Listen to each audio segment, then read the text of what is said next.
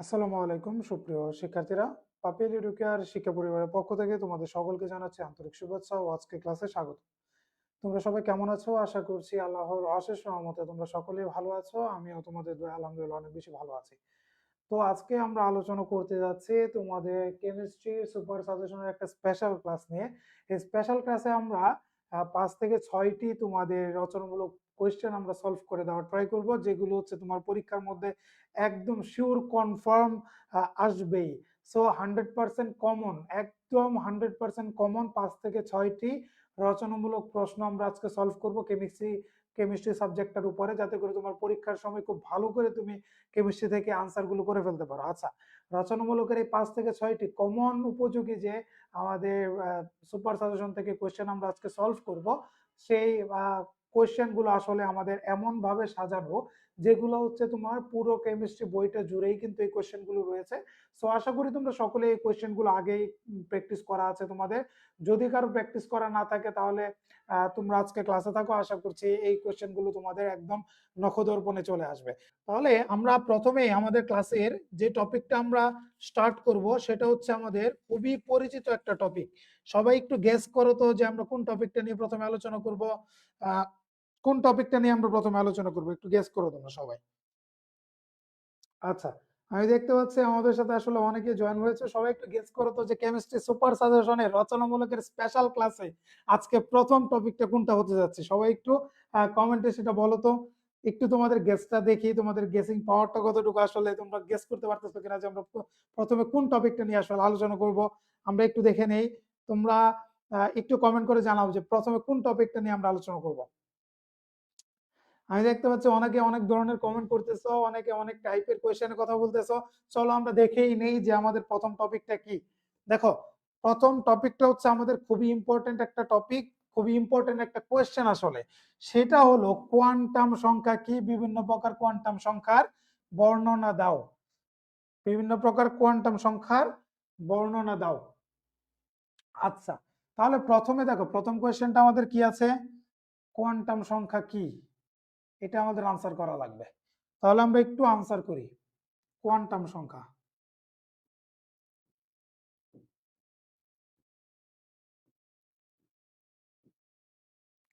Quantum সংখ্যা, ওকে, quantum সংখ্যা।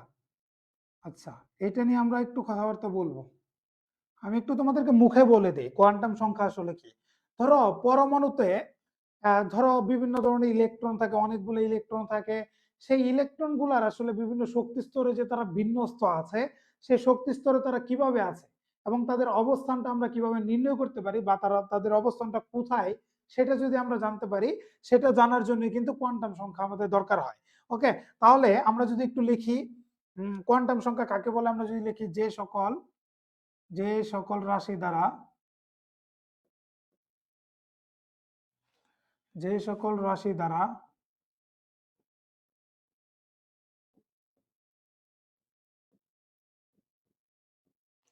যে সকল রাশি দ্বারা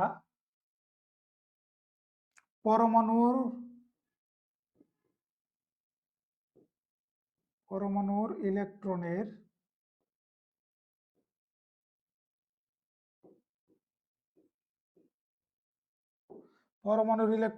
শক্তি স্তরের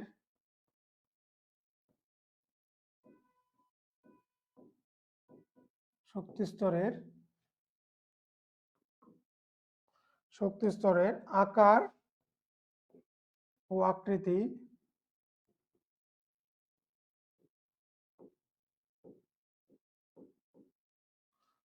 আকার ও আকৃতি যে সকল রাশি দ্বারা পরমাণুর ইলেকট্রনের শক্তি স্তরের আকার ও আকৃতি ত্রিমাত্রিক বিন্যাস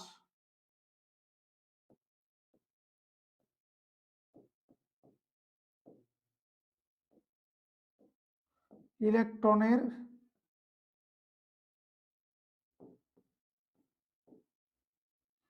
কক্ষপথের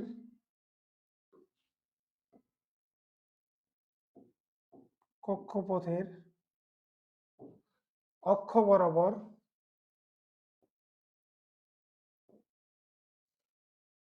অক্ষ বরাবর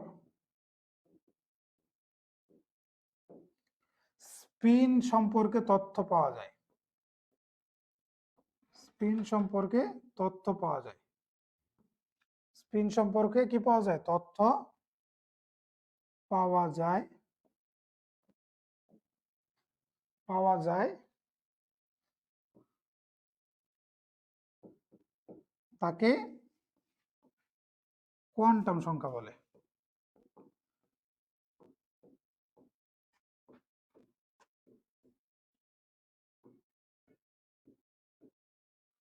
তাহলে কোয়ান্টাম সংখ্যা কি? যে সকল রাশি দ্বারা পরমাণুর ইলেকট্রনের শক্তি স্তরের আকার ও আকৃতি, ত্রিমাত্রিক বিন্যাস, ইলেকট্রনের কক্ষপথের অক্ষ বরাবর স্পিন সম্পর্কে তথ্য পাওয়া যায় তাকে কি বলে? কোয়ান্টাম সংখ্যা বলে। খুবই ইজি। আসলে কোয়ান্টাম সংখ্যা দ্বারা আমরা কি বুঝতে পারি? যে ইলেকট্রনের শক্তি স্তরের আকার এবং আকৃতিটা কেমন, ত্রিমাত্রিক বিন্যাসটা কেমন, অরবিটালের ত্রিমাত্রিক বিন্যাসটা কেমন, আর হচ্ছে কি ইলেকট্রনের কক্ষপথের অক্ষ বরাবর যে স্পিন, স্পিন মাঝে নিজের অক্ষ বরাবর যে ঘূর্ণনটা, সেটা হচ্ছে স্পিন। সেটা সম্পর্কে আমরা যে তথ্য পাই সেটাকে আসলে বলে কোয়ান্টাম সংখ্যা। এখন বিভিন্ন প্রকার কোয়ান্টাম সংখ্যার বর্ণনা দিতে বলছে। পরবর্তী যে আমাদের কোশ্চেনটা আছে যে বিভিন্ন প্রকার কোয়ান্টাম সংখ্যার বর্ণনা দাও। আচ্ছা, তাহলে আমরা জানি কোয়ান্টাম সংখ্যা আসলে 4 ধরনের। কোয়ান্টাম সংখ্যা 4 ধরনের।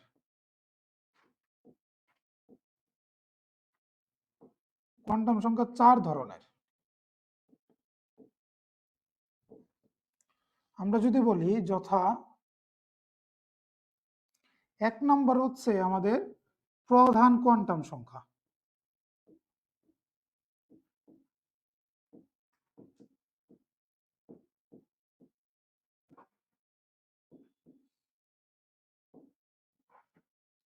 আচ্ছা, প্রধান কোয়ান্টাম সংখ্যাকে আমরা আসলে মূলত n দ্বারা প্রকাশ করি। n দ্বারা আমরা প্রকাশ করে থাকি এটাকে। ওকে। আচ্ছা, প্রধান কোয়ান্টাম সংখ্যা থেকে আমরা কি পাই? প্রধান কোয়ান্টাম সংখ্যার হতে পরমাণুর ইলেকট্রনের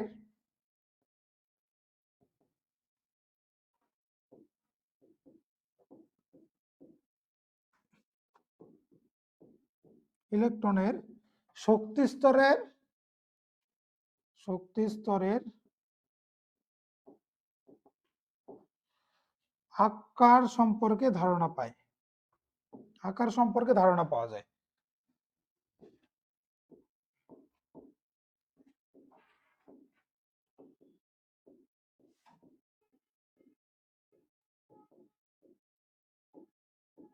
আকার সম্পর্কে কি পাওয়া যায়? ধারণা পাওয়া যায়। সেকেন্ডলি আমরা যদি চিন্তা করি, সেটা হচ্ছে আমাদের আজিমুথাল কোয়ান্টাম সংখ্যা বা সহকারী কোয়ান্টাম সংখ্যা। আজিমুথাল কোয়ান্টাম সংখ্যা বা সহকারী কোয়ান্টাম সংখ্যা।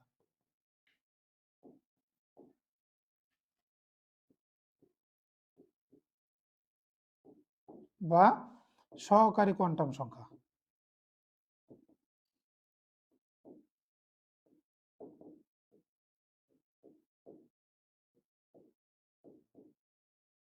এটাকে আমরা এল দ্বারা প্রকাশ করি। আচ্ছা, সহকারী কোয়ান্টাম সংখ্যাটা আসলে কি? এটার মধ্যে আমরা হচ্ছে পরমাণুর ইলেকট্রনের ইলেকট্রনের টনের ভিতরের অরবিটাল বা উপশক্তি স্তর সম্পর্কে ধারণা পাই। অরবিটাল বা উপশক্তি স্তর সম্পর্কে কি পাওয়া যায়? সম্পর্কে ধারণা পাওয়া যায়।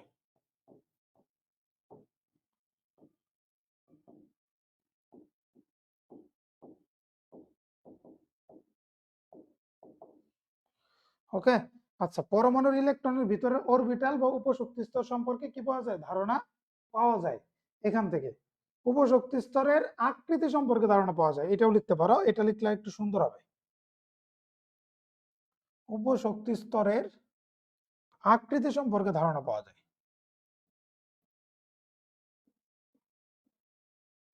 আকৃতি সম্পর্কে ধারণা পাওয়া যায়।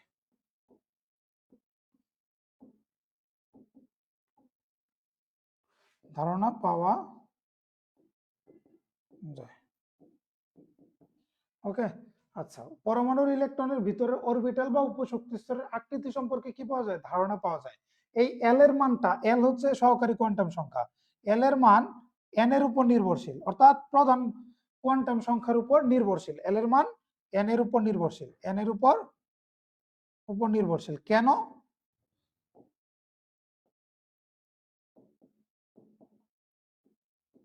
কারণ হচ্ছে এই এল এর মানটা এল ইকুয়াল টু হয় 0 থেকে n-1 পর্যন্ত। এল এর মানটা হয় 0 থেকে n-1 পর্যন্ত। এটা হচ্ছে এল এর মানের সীমাবদ্ধতা। ওকে, আচ্ছা, এইটা হয়। দ্বিতীয়ত, এইখানে এই এল এর মধ্যে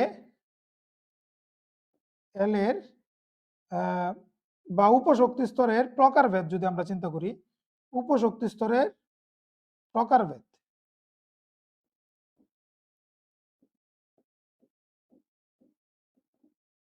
প্রকারভেদ হচ্ছে 4টা। প্রকারভেদ হলো এস, পি, ডি, এফ। আচ্ছা, এগুলো হচ্ছে উপশক্তি স্তরের প্রকারভেদ। এই উপশক্তি স্তরের আকৃতিটাই নির্দেশ করা হচ্ছে সহকারী কোয়ান্টাম সংখ্যা। উপশক্তি স্তরের আকৃতিটা নির্দেশ করা হচ্ছে সহকারী কোয়ান্টাম সংখ্যা। তাহলে এল এর মান যদি 0 হয়, এল এর মান 0 থেকে শুরু হবে, তাহলে 0 হলে উপশক্তি স্তরের আকৃতি হবে এস, বা অরবিটালটা হবে এস অরবিটাল। এল এর মান যদি 1 হয়, তাহলে অরবিটালটা হবে পি অরবিটাল। এল এর মান যদি 2 হয়, তাহলে অরবিটালটা হবে ডি অরবিটাল। এল এর মান যদি 3 হয়, তাহলে অরবিটালটা হবে এফ অরবিটাল। এবং এই এস অরবিটালের আকৃতিটা হচ্ছে কি? গোলাকার। এইটাই সহকারী কোয়ান্টাম সংখ্যা নির্দেশ করে। এস অরবিটালের আকৃতিটা কেমন সেটা নির্দেশ করে, গোলাকার। এটার আকৃতি হচ্ছে ডাম্বেল আকৃতি, ডাম্বেল আকৃতি। আর ডি এর অরবিটালের আকৃতি হলো ডাবল ডাম্বেল আকৃতি। ডি অরবিটালের আকৃতি হলো ডাবল ডাম্বেল আকৃতি। এটাই নির্দেশ করে হচ্ছে সহকারী কোয়ান্টাম সংখ্যা। এই যে এল অরবিটাল হলে এই আকৃতি হবে। এল এর মান যদি 2 হয়, তাহলে ডি অরবিটাল হবে, এবং ডি অরবিটালের আকৃতিটা হচ্ছে এরকম। এরকম ভাবে এটা প্রকাশ করে। তাহলে সহকারী কোয়ান্টাম সংখ্যার মধ্যে এই কথাগুলো আমরা লিখে দিব। এইটুকু তোমরা বুঝছো কিনা আমাকে একটু বলো। তোমরা এইটুকু বুঝছো কিনা আমাকে একটু বলো, কাইন্ডলি একটু বলো সবাই। আচ্ছা, একটু তোমরা বলো। আমি দেখতে পাচ্ছি অনেকেই আসলে জয়েন হয়েছো। কোন সেমিস্টার এগুলো বলতেছো। আচ্ছা, তাহলে দেখো, আসলে এগুলো হচ্ছে আমাদের খুবই ইম্পর্টেন্ট কোয়েশ্চেন গুলোর মধ্যে একটা। 2টা কোয়ান্টাম সংখ্যা আমরা পড়ে ফেলছি। এখন আমরা 3 নাম্বারটাই যাব। এখন দেখো, 3 নাম্বারটায় আমরা যদি যাই, 3 নাম্বার কোয়ান্টাম সংখ্যা সেটা হচ্ছে স্পিন কোয়ান্টাম সংখ্যা। স্পিন কোয়ান্টাম সংখ্যা সেটা হচ্ছে 3 নাম্বারটা হচ্ছে স্পিন কোয়ান্টাম সংখ্যা। স্পিন কোয়ান্টাম সংখ্যা, ওকে। স্পিন কোয়ান্টাম সংখ্যা, স্পিন কোয়ান্টাম সংখ্যা, স্পিন কোয়ান্টাম সংখ্যা, ওকে। আচ্ছা, স্পিন কোয়ান্টাম সংখ্যাকে আমরা এম দ্বারা প্রকাশ করি। এম, সরি, স্পিন না। আমরা এখন পড়বো হচ্ছে চুম্বকীয় কোয়ান্টাম সংখ্যা। চুম্বকীয়, আগে চুম্বকীয়টা পড়ে নিই, পরে স্পিনটা পড়বো। চুম্বকীয় কোয়ান্টাম সংখ্যা, চুম্বকীয় কোয়ান্টাম সংখ্যা।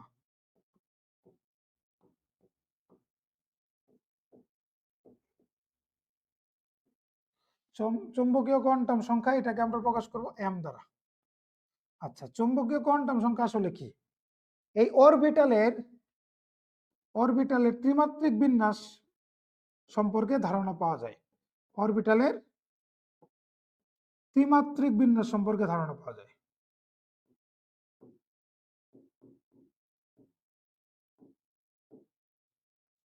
ত্রিমাত্রিক বিন্যাস সম্পর্কে ধারণা পাওয়া যায়।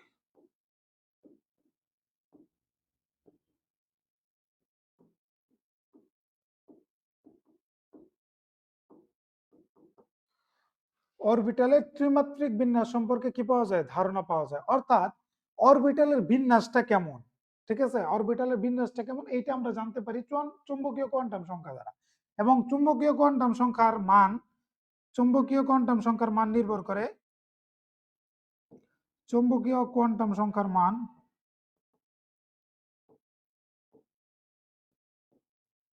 সংখ্যার মান সংখ্যার মান নির্ভর করে নির্ভর করে এল এর উপর, অর্থাৎ সহকারী কোয়ান্টাম সংখ্যার উপর নির্ভর করে। এল এর উপর অর্থাৎ সহকারী কোয়ান্টাম সংখ্যার মানের উপর নির্ভর করে, এল এর উপর নির্ভর করে। ওকে, এল এর উপর নির্ভর করে। আচ্ছা, ঠিক আছে। তাহলে এল এর উপর যদি নির্ভর করে, এল এর মানটা, এই এম এর মানটা হবে, এম এর মান হবে, এম এর মান হবে হচ্ছে প্লাস এল থেকে, সরি মাইনাস এল থেকে প্লাস এল পর্যন্ত। এই জন্য এল এর মানের উপর নির্ভর করে এম এর মানটা। এম এর মান হবে মাইনাস এল থেকে প্লাস এল পর্যন্ত, মাইনাস এল থেকে প্লাস এল পর্যন্ত। ওকে, মাইনাস এল থেকে প্লাস এল পর্যন্ত। আচ্ছা, লিখছো স্যার, বুঝি না, বুঝান। আচ্ছা, চুম্বকীয় কোয়ান্টাম সংখ্যা হচ্ছে অরবিটালের ত্রিমাত্রিক বিন্যাস। অরবিটাল মানে হচ্ছে যেখানে নিউক্লিয়াসের কাছাকাছি যে জায়গায় ইলেকট্রন পাওয়ার সম্ভাবনা সবচেয়ে বেশি, অর্থাৎ নিউক্লিয়াসের যে জায়গায় তুমি ইলেকট্রন ম্যাকটা পাবা, আসলে ইলেকট্রন ম্যাক মানে সেখানে ইলেকট্রন পাওয়ার সম্ভাবনা অনেক বেশি, অর্থাৎ সেখানে 90 to 95% পসিবিলিটি আছে সেখানে তুমি ইলেকট্রন পাবা। কোথায়? নিউক্লিয়াসের কাছাকাছি এমন একটা জায়গায়, সেটি হচ্ছে অরবিটাল। সো অরবিটালের ত্রিমাত্রিক বিন্যাস, অরবিটালটা ত্রিমাত্রিক ভাবে কিভাবে বিন্যস্ত আছে সেই সম্পর্কে আমরা ধারণা পাইতে পারি কোত্থেকে? চুম্বকীয় কোয়ান্টাম সংখ্যা থেকে। এবং চুম্বকীয় কোয়ান্টাম সংখ্যার মান নির্ভর করে এল এর উপর। এল মানে হচ্ছে সহকারী কোয়ান্টাম সংখ্যা বা আজিমুতাল কোয়ান্টাম সংখ্যা, সেটার উপর নির্ভর করে। এম এর মানটা হবে কি? মাইনাস এল থেকে প্লাস এল পর্যন্ত। ওকে, আশা করি তুমি এখন বুঝে গেছো। তারপর দেখো, 4 নাম্বার কোয়ান্টাম সংখ্যা হলো স্পিন কোয়ান্টাম সংখ্যা। 4 নাম্বার কোয়ান্টাম সংখ্যা হলো স্পিন কোয়ান্টাম সংখ্যা। স্পিন কোয়ান্টাম সংখ্যা,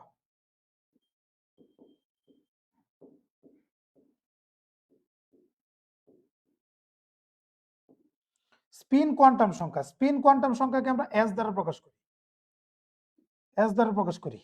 স্পিন কোয়ান্টাম সংখ্যা থেকে আমরা ইলেকট্রনের কৌণিক ভরবেগ,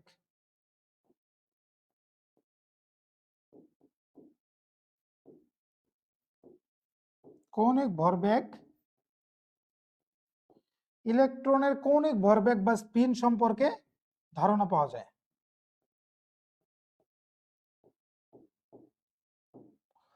সম্পর্কে ধারণা পাওয়া যায়। আচ্ছা, ইলেকট্রনের কৌণিক ভরবেগ বা স্পিন সম্পর্কে ধারণা পাওয়া যায়। স্পিন মানে হচ্ছে নিজ কক্ষপথে ঘূর্ণন, নিজ কক্ষপথে ঘূর্ণন। ঠিক আছে, এইটা সম্পর্কে ধারণা পাওয়া যায় কোথায়? স্পিন কোয়ান্টাম সংখ্যা। এবং স্পিন কোয়ান্টাম সংখ্যা এস এর মান হবে প্লাস হাফ এবং মাইনাস হাফ। এটা দেখে আমরা বুঝতে পারবো স্পিন কোন দিকে ইলেকট্রনের, অর্থাৎ ইলেকট্রনের নিজ অক্ষের ঘূর্ণনটা কোন দিকে, নিজ অক্ষের উপর ঘূর্ণনটা তার কোন দিকে, সেটা আমরা বুঝতে পারবো কোত্থেকে? স্পিন কোয়ান্টাম সংখ্যা থেকে। দেখো তো এই কোয়েশ্চেনটা তোমরা আনসার করতে পারবা কিনা, এই কোয়েশ্চেনটা তোমরা কি আনসার করতে পারবা কিনা আমাকে একটু বলো। সবাই একটু বলো যে এই কোয়েশ্চেনটা তোমরা আনসার করতে পারবা কিনা। ওকে, এই কোয়েশ্চেনটা তোমরা কি আনসার করতে পারবা কিনা আমাকে একটু বলো। সবাই একটু বলো যে এই কোয়েশ্চেনটা আসলে আনসার করতে পারবা কিনা তোমরা। এই কোয়েশ্চেনটা তোমরা কি আনসার করতে পারবা কিনা? এই কোয়েশ্চেনটা খুবই ইম্পর্টেন্ট। আমি একদম প্রথম থেকে আবার একটু তোমাদেরকে রিভিশন দিয়ে দিচ্ছি। দেখো, একদম প্রথম থেকে আবার রিভিশন দিয়ে দিচ্ছি। দেখো, প্রথমে আমরা কোয়েশ্চেনটা একটু পড়ি। দেখো, কোয়েশ্চেনটা আমাদের কি ছিল? কোয়েশ্চেনটা আমাদের ছিল হচ্ছে কোয়ান্টাম সংখ্যা কি? কোয়ান্টাম সংখ্যা কি? আমাদের এটা কোয়েশ্চেন ছিল। কোয়েশ্চেন ছিল আমাদের কোয়ান্টাম সংখ্যা কি? ঠিক আছে, আমাদের কোয়েশ্চেন ছিল হচ্ছে কোয়ান্টাম সংখ্যা কি? ওকে, তাহলে এখানে আমরা বলছিলাম কোয়ান্টাম সংখ্যা কি, বিভিন্ন প্রকার কোয়ান্টাম সংখ্যার বর্ণনা দাও, এটা ছিল আমাদের কোয়েশ্চেন। তাহলে কোয়েশ্চেনের প্রথমে কি আছে? কোয়ান্টাম সংখ্যা। কোয়ান্টাম সংখ্যা হলো যে সকল রাশি দ্বারা পরমাণুর ইলেকট্রনের শক্তি স্তরের আকার ও আকৃতি, ত্রিমাত্রিক বিন্যাস, ইলেকট্রনের কক্ষপথের অক্ষ বরাবর স্পিন সম্পর্কে তথ্য পাওয়া যায় তাকে কি বলে? কোয়ান্টাম সংখ্যা বলে। সহজ ভাষায় বুঝতে গেলে পরমাণুর যে ইলেকট্রন গুলো আছে সেই ইলেকট্রন গুলোর অবস্থান যদি আমরা জানতে চাই একদম স্পেসিফিক ভাবে, সেই জন্য আমাদের দরকার হচ্ছে কোয়ান্টাম সংখ্যা। ওকে, এখন একটা ইলেকট্রনের কি বলে স্পেসিফিক অবস্থান আমরা কিভাবে জানতে পারি? ইলেকট্রন কোন শক্তি স্তরে আছে, সেই শক্তি স্তরের আকারটা কেমন, বা সেই শক্তি স্তরের মধ্যে যে উপশক্তি স্তরটা আছে বা অরবিটাল যেটা আছে সেই অরবিটালের আকৃতি কেমন, বা সেই অরবিটালের মধ্যে তার ত্রিমাত্রিক বিন্যাসটা কেমন, এবং তার নিজ অক্ষ বরাবর অর্থাৎ নিজ কক্ষপথ বরাবর তার ঘূর্ণনটা কেমন, এটা যদি আমরা জানতে পারি তাহলে আমরা বলতে পারবো ইলেকট্রনটা কোন কক্ষপথে আছে, কোন অরবিটালে আছে, এবং তার নিজ কক্ষ বরাবর তার কতটুকু আসলে ঘূর্ণন ক্ষমতা সেটা আমরা বলতে পারবো। তাহলে কোয়ান্টাম সংখ্যা আমরা বুঝলাম, কোয়ান্টাম সংখ্যা হচ্ছে 4 ধরনের। প্রধান কোয়ান্টাম সংখ্যা, এটাকে আমরা এম দ্বারা প্রকাশ করি। প্রধান কোয়ান্টাম সংখ্যা কি করে? শক্তি স্তরের আকার, ইলেকট্রনের শক্তি স্তরের আকার সম্পর্কে ধারণা দেয় আমাদেরকে। তারপর আমরা শিখছি হচ্ছে আজিমুতাল কোয়ান্টাম সংখ্যা বা সহকারী কোয়ান্টাম সংখ্যা।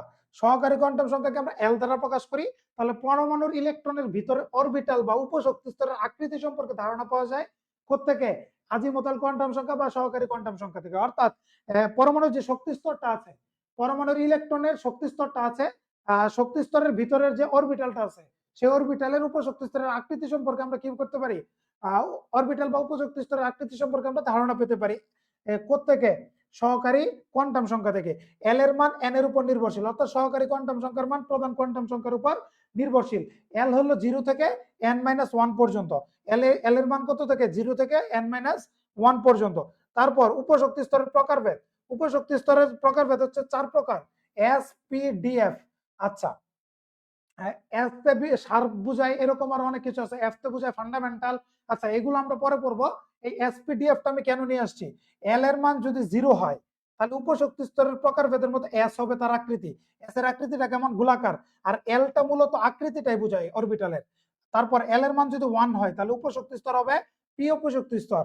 এল এর মান যদি 2 হয় তাহলে উপশক্তি স্তর হবে ডি উপশক্তি স্তর। এল এর মান 3 হলে উপশক্তি স্তর হবে এফ উপশক্তি স্তর। এগুলো হচ্ছে আসলে আমাদেরকে বোঝায় মূলত।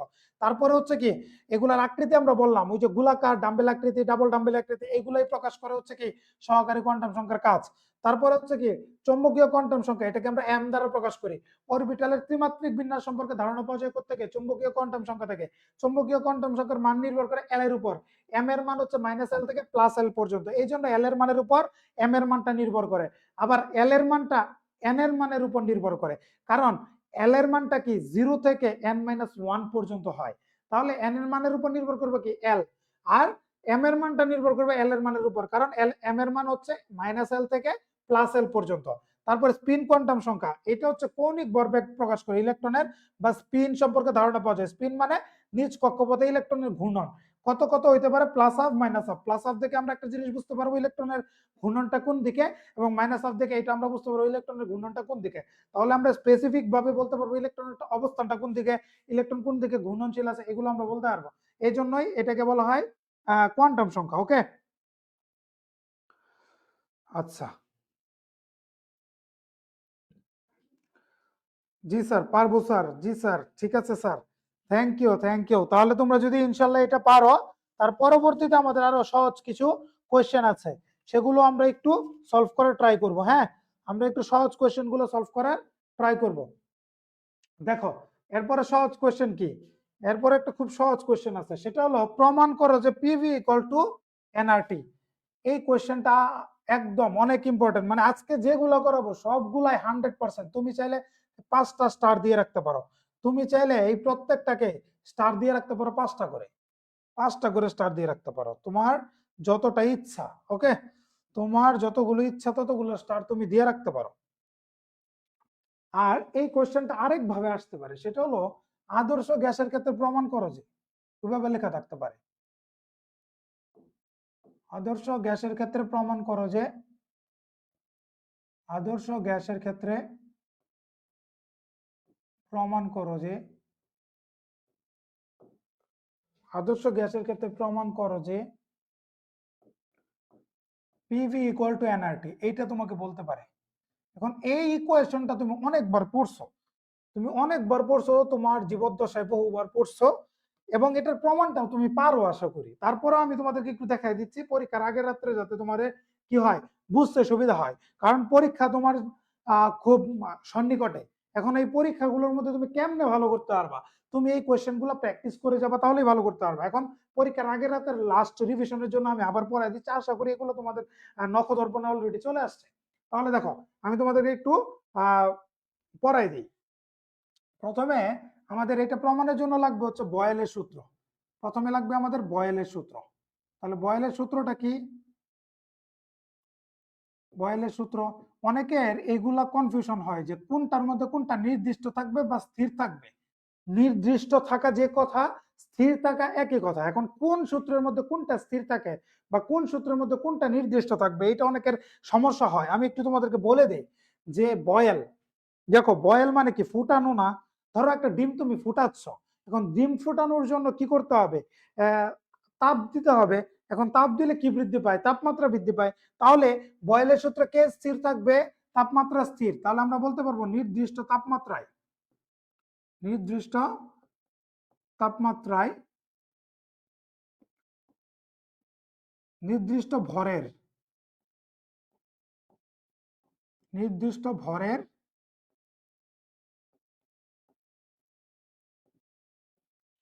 নির্দিষ্ট ভরের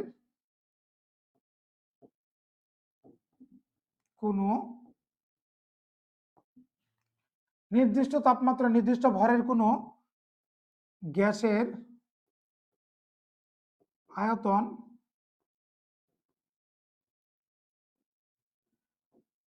আয়তন ওই গ্যাসের চাপের ব্যস্তানুপাতিক, চাপের ব্যস্তানুপাতিক।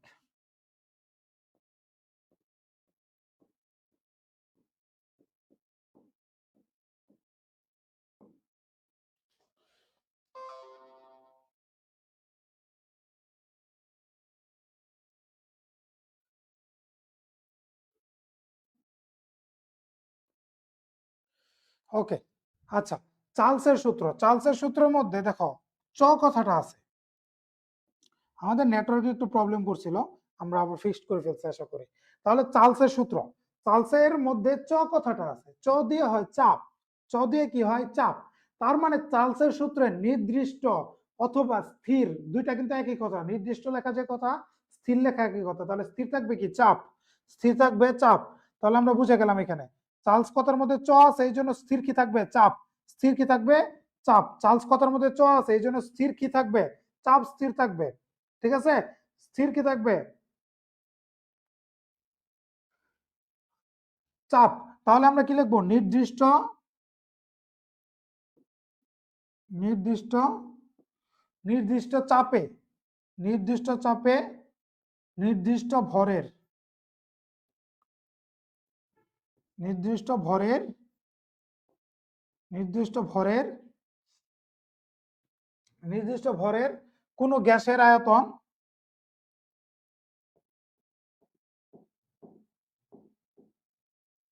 গ্যাসের আয়তন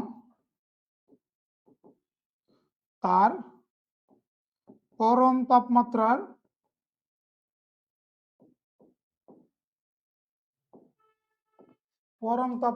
সমানুপাতিক, পরম তাপমাত্রার সমানুপাতিক।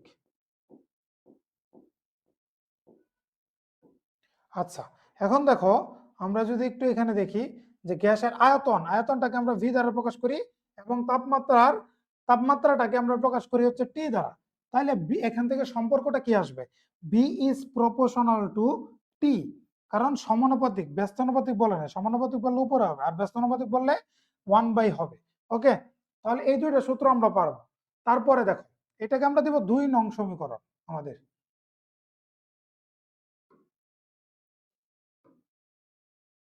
আমরা দিব এটাকে 2 নং সমীকরণ। তারপর আমরা 3 নম্বর সূত্র একটা পড়বো, সেটা হচ্ছে অ্যাভোগাড্রোর সূত্র।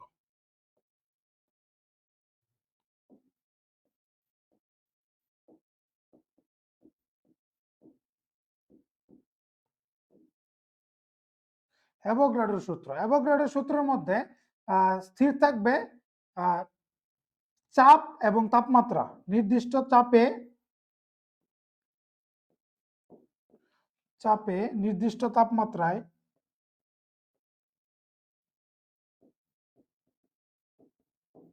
নির্দিষ্ট চাপে নির্দিষ্ট তাপমাত্রায় কোনো গ্যাসের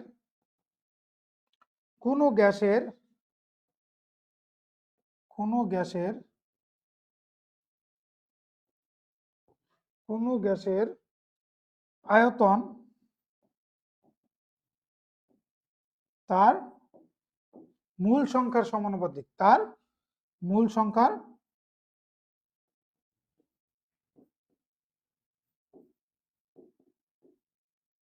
সমানুপাতিক। তাহলে দেখো, তাহলে আয়তনটাকে আমরা ভি দ্বারা প্রকাশ করি, মূল সংখ্যাকে আমরা কি দ্বারা প্রকাশ করি, এন দ্বারা প্রকাশ করি। তাহলে আমরা এখান থেকে লিখতে পারবো V is proportional to N. এটা হচ্ছে আমাদের আরেকটা সমীকরণ পাইলাম। তাহলে এটাকে আমরা সমীকরণ নাম্বার দিব 3। দেখো তো এগুলো আমরা পারবো কিনা।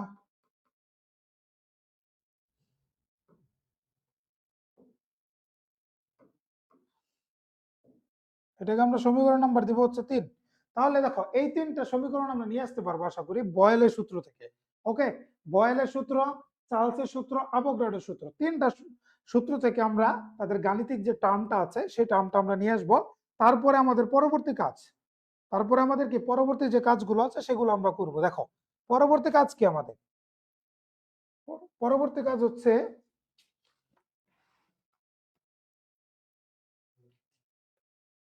পরবর্তী আমাদের কাজটা হচ্ছে কি, আমরা এখান থেকে কি করব, 1, 2 আর 3 নং সমীকরণ সমন্বয় করব।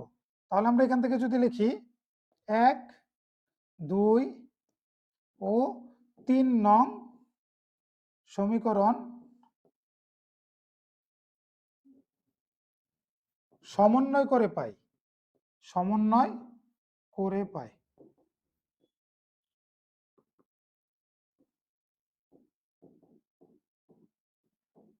কি সমন্বয় করব, আমরা একটু আগের গুলাতে যাই। দেখো 3টা সমীকরণ আমি একটু একটা স্ক্রিনে আনলাম। দেখো বাম পাশের গুলা প্রত্যেকটার মধ্যে সমান না। তাহলে আমরা এখান থেকে একটা নিলাম, বি ইজ প্রপোর্শনাল টু, কি কি পাচ্ছি আমরা একটু দেখি। দেখো বি ইজ প্রপোর্শনাল টু, আমরা যদি লিখি বি ইজ প্রপোর্শনাল টু, প্রথমেরটা আমরা যাই। দেখো প্রথমে আমরা কি পাইছি, 1/p। প্রথমেরটা পাইছি B is proportional to 1/p into, পরেরটা লিখবো, পরেরটা কত, T. B is proportional to T, তারপর B is proportional to N into N. এখন দেখো আমরা এখান থেকে এইভাবে লিখতে পারি, B is proportional to, P লিখলাম নিচে, আর টি আর এন যেহেতু গুণ আকারে আছে এটা আমি উপরে লিখতে দিতে পারি। তারপর এখান থেকে আমি সমানুপাতিক চিহ্ন যদি তুলতে চাই তাহলে একটা সমান সমান এবং একটা ধ্রুবক দিতে হয়। তাহলে আমি যদি সমানুপাতিক তুলে চিহ্ন তুলে যদি সমান সমান দিই তাহলে একটা ধ্রুবক দিতে হবে, এবং ধ্রুবক দিয়ে সাথে যা আছে তাই, টি এন বাই পি। এখন যেহেতু এটা আদর্শ গ্যাস, এই জন্য সমানুপাতিক ধ্রুবক হিসেবে আমাদের একটা মূলার গ্যাস ধ্রুবক আর নিয়ে আসতে হবে। মূলার গ্যাস ধ্রুবক আর, তাহলে বি ইকুয়ালস টু আমরা পাচ্ছি হলো R into T N by P. আমরা এখানে লিখে দিব আর হচ্ছে মূলার গ্যাস ধ্রুবক বা সার্বজনীন গ্যাস ধ্রুবক, মূলার গ্যাস ধ্রুবক বা সার্বজনীন গ্যাস ধ্রুবক, মূলার গ্যাস ধ্রুবক বা সার্বজনীন গ্যাস ধ্রুবক বা সার্বজনীন গ্যাস ধ্রুবক।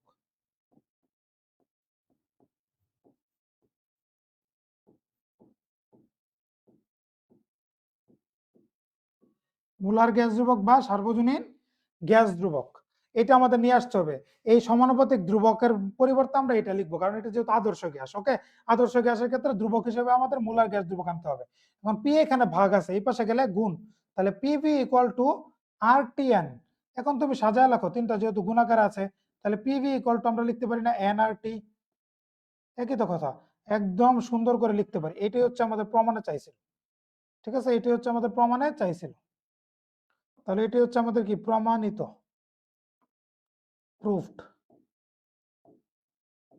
পারবা না দেখাই দিতে, খুবই ইজি, খুবই ইজি এবং খুবই বেসিক, খুবই ইজি এবং খুবই বেসিক, খুবই ইজি এবং খুবই বেসিক। ওকে, আচ্ছা এই বেসিক গুলা তুমি আশা করি পারবা, খুবই সহজ, কঠিন কিছুই নাই এটার মধ্যে। ওকে, এটার মধ্যে কঠিন কিছুই নাই, একদম ইজি একটা টপিক। এইটুকু পারবা কিনা একটু বলো তো আমাকে, এইটুকু পারবা কিনা, এইটুকু পারবা কিনা একটু বলো, একটু বলো আমাকে এইটুকু পারবা কিনা তোমরা, এইটুকু পারবা কিনা আমাকে বলো, এইটুকু পারবা কিনা বলো, এইটুকু পারবা কিনা বলো।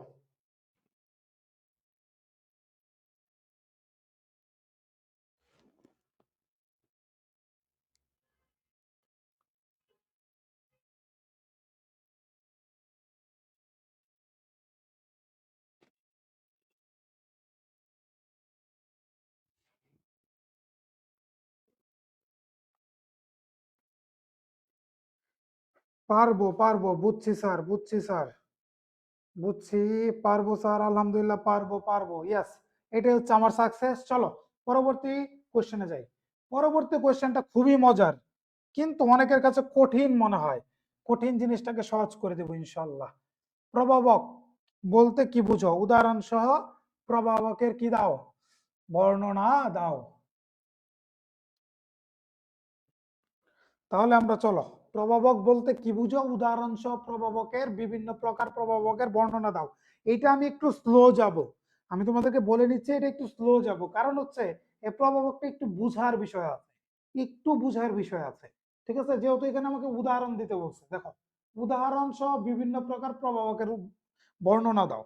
তাহলে আমরা একটু দেখি প্রভাবকটা কি। তাহলে প্রথমে আমরা শিখবো হচ্ছে প্রভাবক। প্রভাবক প্রভাবক হচ্ছে যেসব রাসায়নিক পদার্থ, যেসব রাসায়নিক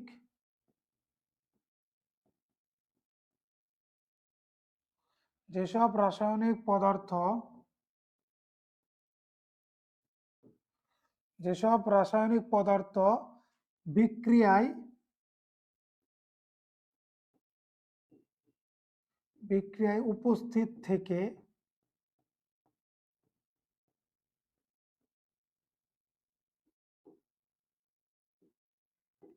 যেসব রাসায়নিক পদার্থ বিক্রিয়ায় উপস্থিত থেকে রাসায়নিক বিক্রিয়ার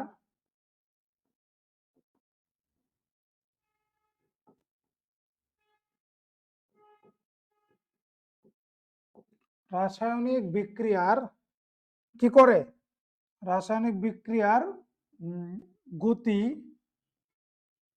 বৃদ্ধি বা হ্রাস করে, বৃদ্ধি বা হ্রাস করে এবং নিজের গঠন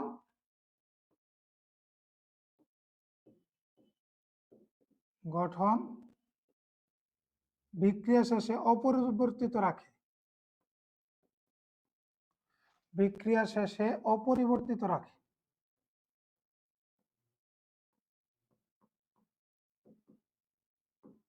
অপরিবর্তিত রাখে, বিক্রিয়া শেষে নিজের গঠন কি করে, অপরিবর্তিত রাখে, তাকে প্রভাবক বলে, তাকে প্রভাবক বলে, তাকে প্রভাবক বলে, তাকে কি বলে, প্রভাবক বলে। দেখো প্রভাবক কাকে বলে, যেসব রাসায়নিক পদার্থ, অর্থাৎ এটা একটা রাসায়নিক পদার্থ বিক্রিয়ায় উপস্থিত থাকে, অর্থাৎ সে রাসায়নিক বিক্রিয়ার মধ্যে নিজে উপস্থিত থাকবে, রাসায়নিক বিক্রিয়ার গতি বৃদ্ধি বা হ্রাস করবে, অর্থাৎ সে রাসায়নিক বিক্রিয়ার মধ্যে প্রভাব ফেলবে। কিভাবে প্রভাব ফেলবে, বিক্রিয়ার গতি চাইলে সে বাড়ায় দিতে পারবে, আবার বিক্রিয়ার গতি চাইলে সে কি করতে পারবে, কমায় ফেলতে পারবে। এটা হচ্ছে তার একটা এবিলিটি। এবং কি করবে, বিক্রিয়া শেষে নিজের গঠনটা অপরিবর্তিত রাখবে, অর্থাৎ সে যেরকম ছিল এরকমই থাকবে বিক্রিয়া শেষে। এইটা হচ্ছে কি, আহ তাকে কি বলে, প্রভাবক বলে। আশা করি বুঝতে পারছো। প্রভাবক সাধারণত কয় প্রকার, সাধারণত 4 ধরনের প্রভাবক আমরা পাই। সাধারণত 4 ধরনের প্রভাবক রয়েছে, সাধারণত 4 ধরনের প্রভাবক রয়েছে, 4 ধরনের প্রভাবক রয়েছে। আমরা প্রত্যেকটা পড়বো এবং উদাহরণ পড়ব। আমি একটু অল্প অল্প করে বর্ণনাও দিয়ে দিব এদের, হ্যাঁ, তাহলে তোমাদের জন্য বুঝতে সুবিধা হবে। আচ্ছা, একজন বলছে স্যার প্রভাবকটা আরেকবার। আচ্ছা, প্রভাবকটা হচ্ছে একটা রাসায়নিক পদার্থ। এটা একটা কি পদার্থ, রাসায়নিক পদার্থ। আচ্ছা, এই রাসায়নিক পদার্থটা কি করে, বিক্রিয়ায় উপস্থিত থাকে, সে বিক্রিয়ায় থাকে, অর্থাৎ রাসায়নিক যে বিক্রিয়াটা ঘটে সে বিক্রিয়ায় সে নিজে উপস্থিত থাকে। আচ্ছা, উপস্থিত থেকে কি করে, বিক্রিয়ার গতিটাকে বাড়াই ফেলে, অথবা বিক্রিয়ার গতিটাকে কি করে, কমাই ফেলে, এবং নিজের গঠনটা কি করে, বিক্রিয়া শেষে অপরিবর্তিত রাখে। নিজের যে গঠনটা আছে সেটা বিক্রিয়া শেষে কি করে, অপরিবর্তিত রাখে, মানে বিক্রিয়ার আগে সে যেরকম ছিল বিক্রিয়ার পরে সে একই রকম থাকে। অর্থাৎ এইটাকে সে কি, মানে এরকম যে রাসায়নিক পদার্থটা আছে সেটাকে কি বলে, প্রভাবক বলে। আশা করি তুমি এখন ক্লিয়ার হয়ে যাওয়ার কথা। দেখো সাধারণত 4 ধরনের প্রভাবক রয়েছে। প্রথম প্রভাবকের নাম হচ্ছে ধনাত্মক প্রভাবক, ধনাত্মক প্রভাবক। আচ্ছা, প্রভাবকের ইংলিশটা হচ্ছে ক্যাটালিস্ট, তাহলে ধনাত্মক প্রভাবকের ইংলিশ হবে হচ্ছে পজিটিভ ক্যাটালিস্ট। আচ্ছা, এটা কি করে, এটা হচ্ছে রাসায়নিক বিক্রিয়ার গতি বৃদ্ধি করে। রাসায়নিক বিক্রিয়ার, এই যে আমি অল্প অল্প করে তোমাদেরকে এটার ইয়েটাও বলে দিচ্ছি, মানে এটা বর্ণনাটা বলে দিচ্ছে, ব্যাখ্যাটা বলে দিচ্ছে। এটা কি করে? রাসায়নিক বিক্রিয়ার গতি বৃদ্ধি করে, রাসায়নিক বিক্রিয়ার গতি বৃদ্ধি করে। এটা কি কাজ করে? রাসায়নিক বিক্রিয়ার গতি বৃদ্ধি করে। ওকে, আচ্ছা, ধনাত্মক প্রভাবক কি কাজ করে? রাসায়নিক বিক্রিয়ার গতি বৃদ্ধি করে, সিম্পল। আচ্ছা, তারপরের কাজ কি? তাহলে ধনাত্মক প্রভাবকের একটা উদাহরণ আমরা জানি, মনে রাখবা পটাশিয়াম ক্লোরেট। আমি সমতা করে দেখাচ্ছি না, আমি জাস্ট বোঝানোর জন্য। পটাশিয়াম ক্লোরেট, পটাশিয়াম কি? ক্লোরেট। পটাশিয়াম ক্লোরেটে থেকে তুমি যখন অক্সিজেন উৎপন্ন করতে যাবা তাপ দিয়ে, কি দিয়ে? তাপ দিয়ে, তখন তোমাকে এখানে প্রভাবক হিসেবে ম্যাঙ্গানিজ ডাইঅক্সাইড কি হবে? উৎপন্ন, প্রভাবক হিসেবে কাজ করবে যখন তুমি অক্সিজেন উৎপন্ন করতে যাবা এই পটাশিয়াম ক্লোরেট থেকে। এটা হচ্ছে পটাশিয়াম ক্লোরেট। এটা থেকে, এটা থেকে তুমি যখন অক্সিজেন উৎপন্ন করতে যাবা, কি উৎপন্ন করতে যাবা? অক্সিজেন উৎপন্ন করতে যাবা, তখন সে এখানে তোমার তাপ দিতে হবে, উত্তপ্ত করতে হবে পটাশিয়াম ক্লোরেটকে। পটাশিয়াম ক্লোরেটকে তোমার কি করতে হবে? উত্তপ্ত করতে হবে। এখন পটাশিয়াম ক্লোরেটকে তুমি যখন উত্তপ্ত করবা অক্সিজেন উৎপন্ন করার জন্য, এটার সাথে আরেকটা পদার্থ উৎপন্ন হয়, সেটা হচ্ছে পটাশিয়াম ক্লোরাইড। আচ্ছা, সেটা ভিন্ন কথা। তাহলে পটাশিয়াম ক্লোরাইডকে তুমি যখন উৎপন্ন করবা অক্সিজেন তৈরি করার উদ্দেশ্যে, তখন সেখানে তুমি তাপ দিবা, উত্তপ্ত করা মানে তাপ দেওয়া। এখানে প্রভাবক হিসেবে কাজ করবে ম্যাঙ্গানিজ ডাইঅক্সাইড। এটার নাম কি? Manganese dioxide. এখন এটার কাজ কি? প্রভাবক তো বিক্রিয়ায় থাকবে, সেটা কি করবে? বিক্রিয়ায় থাকবে, উপস্থিত থাকে, তাই না? আমরা প্রভাবকের সংজ্ঞায় পড়ছি, প্রভাবকের সংজ্ঞায় এটা পড়ছি যে বিক্রিয়ায় সে উপস্থিত থাকে, বিক্রিয়ায় সে কি থাকে? উপস্থিত থাকে। কিন্তু নিজের গঠনটা বিক্রিয়া শেষে ঠিক রাখে। সে বিক্রিয়া নিজের গঠনটা কি করবে? বিক্রিয়া শেষে ঠিক রাখবে, কিন্তু এখানে একটা কাজ করবে, সে এই পটাশিয়াম ক্লোরাইডটাকে, বিক্রিয়ার গতিটাকে কি করবে? বৃদ্ধি করে দিবে। কি করবে? গতিটাকে বিক্রিয়ার কি করবে? বৃদ্ধি করে দিবে। এতটুকু বুঝছো কিনা প্রভাবক থেকে বলো? প্রভাবক থেকে এতটুকু বুঝছো কিনা বলো? প্রভাবক থেকে এতটুকু বুঝছো কিনা বলো? প্রভাবক থেকে এতটুকু বুঝছো কিনা বলো? তোমরা ক্লিয়ারলি বুঝছো কিনা? জি স্যার বুঝছি, জি স্যার বুঝছি। ওকে, তাহলে দেখো তার পরবর্তীটা, তার পরবর্তীটা হচ্ছে 2 নম্বর যেটা আছে সেটা হলো আমাদের ঋণাত্মক প্রভাবক বা নেগেটিভ ক্যাটালিস্ট। ঋণাত্মক প্রভাবক, ঋণাত্মক প্রভাবক। ধনাত্মক প্রভাবক কি করছিল আমাদের? আচ্ছা, ঋণাত্মক প্রভাবক মানে হচ্ছে, প্রভাবক মানে ক্যাটালিস্ট, আর ঋণাত্মক মানে নেগেটিভ। তাহলে ঋণাত্মক প্রভাবক মানে হচ্ছে নেগেটিভ ক্যাটালিস্ট। আচ্ছা, নেগেটিভ ক্যাটালিস্ট এটার কাজ কি? পজিটিভ ক্যাটালিস্ট কি করছিল? বিক্রিয়ার গতি বৃদ্ধি করছিল। তাহলে নেগেটিভ ক্যাটালিস্ট কি করবে? বিক্রিয়ার গতি হ্রাস করবে, বিক্রিয়ার গতি হ্রাস করবে। বিক্রিয়ার গতি কি করবে? বিক্রিয়ার গতি হ্রাস করে, বিক্রিয়ার গতি কি করে? হ্রাস করে, হ্রাস করে। আচ্ছা, তাহলে দেখো জৈব পারক্সাইড আছে, যেটা আমাদের জৈব peroxide H2O2, H2O2, H2O2, H2O2, এইটা যখন বিয়োজিত হয়ে, বিয়োজিত হয়ে যখন পানি এবং অক্সিজেন উৎপন্ন করে, এটা যখন কক্ষ তাপমাত্রা, কক্ষ তাপমাত্রা কত? 25°C তাপমাত্রায়। জৈব পারক্সাইড যখন কক্ষ তাপমাত্রায় পানি এবং অক্সিজেন বিয়োজিত হয়, পানি এবং অক্সিজেনে বিয়োজিত হয়, তখন সেটা কি হয়? সেই বিক্রিয়াটা স্বাভাবিক বিক্রিয়া। সেই বিক্রিয়াটা কি বিক্রিয়া? স্বাভাবিক বিক্রিয়া। বিক্রিয়া স্বাভাবিকভাবে চলে। বিক্রিয়া কিভাবে চলে? স্বাভাবিকভাবে চলে কক্ষ তাপমাত্রায়, স্বাভাবিকভাবে এটা চলতে থাকে। মানে বিক্রিয়ার যে স্বাভাবিক গতিটা সেটা বজায় থাকে। কিন্তু যখন তুমি জৈব পারক্সাইডের সাথে তুমি যখন বিয়োজিত হওয়ার সময় ফসফরিক অ্যাসিড দিয়ে দিবা, H3PO4 ফসফরিক অ্যাসিড দিয়ে দিবা, তখন সেটা বিক্রিয়ার গতিটাকে অনেক মন্থর করে ফেলবে, মানে ধীর গতির করে ফেলবে। বিক্রিয়া কি ঘটবে? ধীর গতিতে ঘটবে। বিক্রিয়া ধীর গতিতে ঘটবে, বিক্রিয়া ধীর গতিতে ঘটবে, অর্থাৎ মন্থর বিক্রিয়া। বিক্রিয়া ধীর গতিতে ঘটবে, অর্থাৎ বিক্রিয়া মন্থর হবে, অর্থাৎ বিক্রিয়া কি হবে? মন্থর হবে। বিক্রিয়া মন্থর হবে, বিক্রিয়া কি হবে? মন্থর, মানে ধীর গতি সম্পন্ন। বুঝতে পারলাম?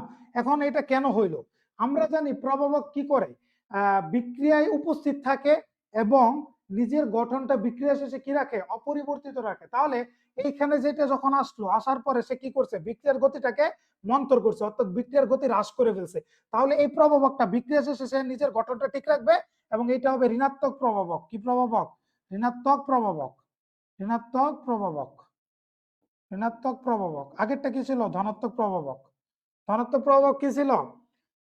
ধনাত্মক প্রভাবক ছিল আমাদের এই যে এখানে, আমাদের ধনাত্মক প্রভাবক ছিল ম্যাঙ্গানিজ ডাইঅক্সাইড। এটা বিক্রিয়ার গতিটাকে বৃদ্ধি করছিল, আর এটা কি করছে? বিক্রিয়ার গতিটাকে হ্রাস করছে।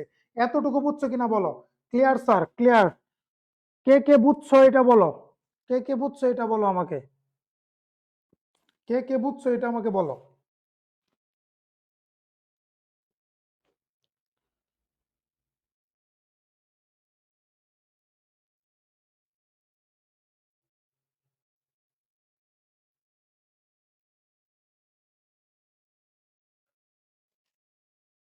আচ্ছা, এতটুকু তোমরা আশা করি সবাই বুঝছো। জি স্যার, সবাই বলতেছো বুঝছো।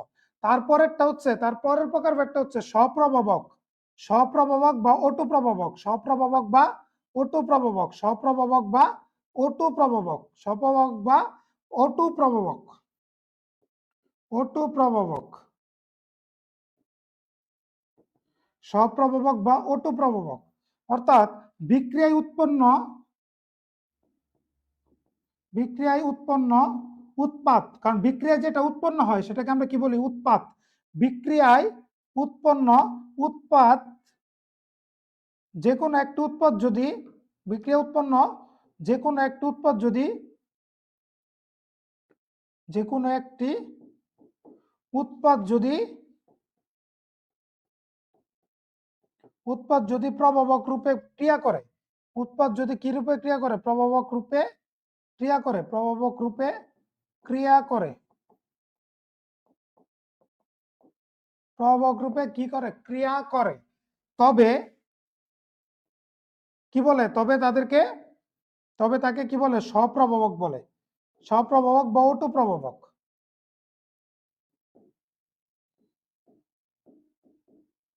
অটো প্রভাবক বলে।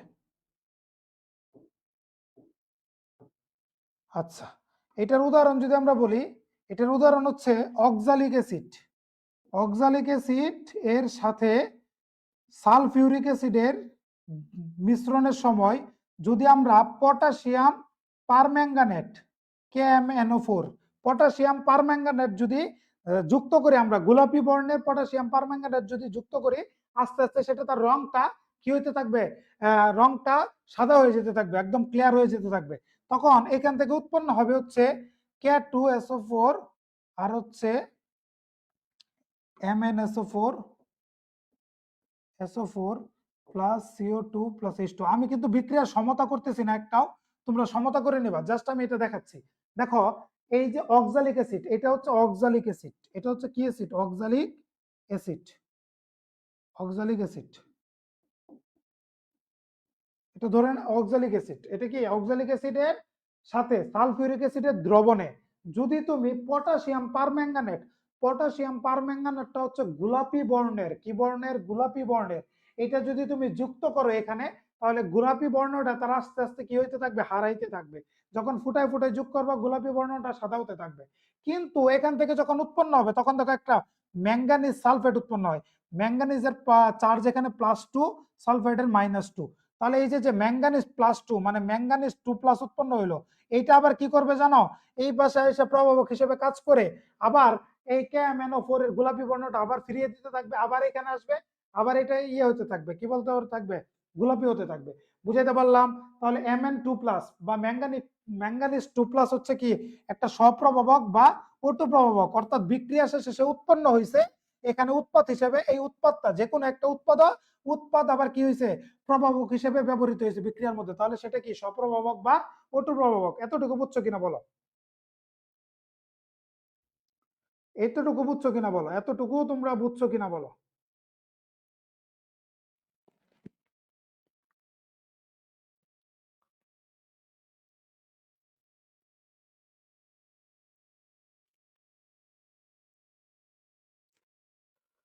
এতটুকু বুঝছো কিনা বলো সবাই? এতটুকু বুঝছো কিনা বলো?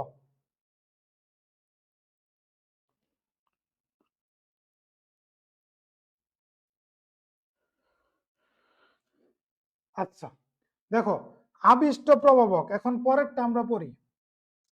4 নাম্বার যে প্রভাবকটা আছে আমাদের, সেটা হলো আবিষ্ট প্রভাবক। আবিষ্ট আবিষ্ট প্রভাবক, আবিষ্ট প্রভাবক। এটা আমি খুব সহজ ভাষায় তোমাদেরকে বুঝাই। ধরো দুইটা বিক্রিয়ক, বিক্রিয়ক মানে যারা বিক্রিয়া করে আর কি, সাধারণত তারা বাম পাশে থাকে বিক্রিয়ার। বিক্রিয়া যখন আমরা লিখি তখন সেটা আমরা বাম পাশে লিখি, তারা হচ্ছে বিক্রিয়ক সাধারণত, যারা বিক্রিয়া করে। আচ্ছা, আবিষ্ট প্রভাবক হচ্ছে ধরো দুইটা বিক্রিয়ক বিক্রিয়া করে না, কোনো একটা নির্দিষ্ট কোনো একটা বিশেষ বিশেষ প্রভাবকের সাহায্যে তারা বিক্রিয়া করে, দুইজন আলাদা আলাদা একসাথে তারা বিক্রিয়া করে না। ধরো এখানে যদি আমি সিম্পলি বুঝাই, ধরো এ আর বি দুইটা বিক্রিয়ক আছে, তারা বিক্রিয়া করবে না, তারা কোনো বিক্রিয়া দিবে না, কিন্তু এ আর বি এর মাঝখানে যদি আমি একটা বিশেষ, ধরো এদের মাঝখানে আমি একটা বিশেষ প্রভাবক নিয়ে আসলাম, সেটা হলো বি সি, তখন তারা বিক্রিয়া করবে। তখন ধরো উৎপন্ন হলো এসি, এসি প্লাস সিবি এরকম উৎপন্ন হলো। মানে এটা জাস্ট বোঝানোর জন্য আমি তোমাকে বললাম। তাহলে আবিষ্ট প্রভাবক কি, তারা নির্দিষ্ট একটা কি উপলক্ষ্য লাগবে বা নির্দিষ্ট একটা প্রভাবক লাগবে, বিশেষ প্রভাবক, নির্দিষ্ট একটা কি লাগবে, বিশেষ প্রভাবক লাগবে বা তৃতীয় কোনো পদার্থ লাগবে। তারা আলাদা আলাদা কখনো কি করবে না, বিক্রিয়া করবে না। দেখো তাহলে আমরা যদি একটু বলি, এখানে ধরো sodium sulphate, sulphite Na2SO3, sodium সালফাইটের সাথে তুমি যদি অক্সিজেনের বিক্রিয়া করাও তাহলে এটা কি করবে না, বিক্রিয়া করবে না। বা সোডিয়াম আর্সেনাইটের সাথে, সোডিয়াম আর্সেনাইটের সাথে তুমি যদি বিক্রিয়া করাও, সোডিয়াম আর্সেনাইট,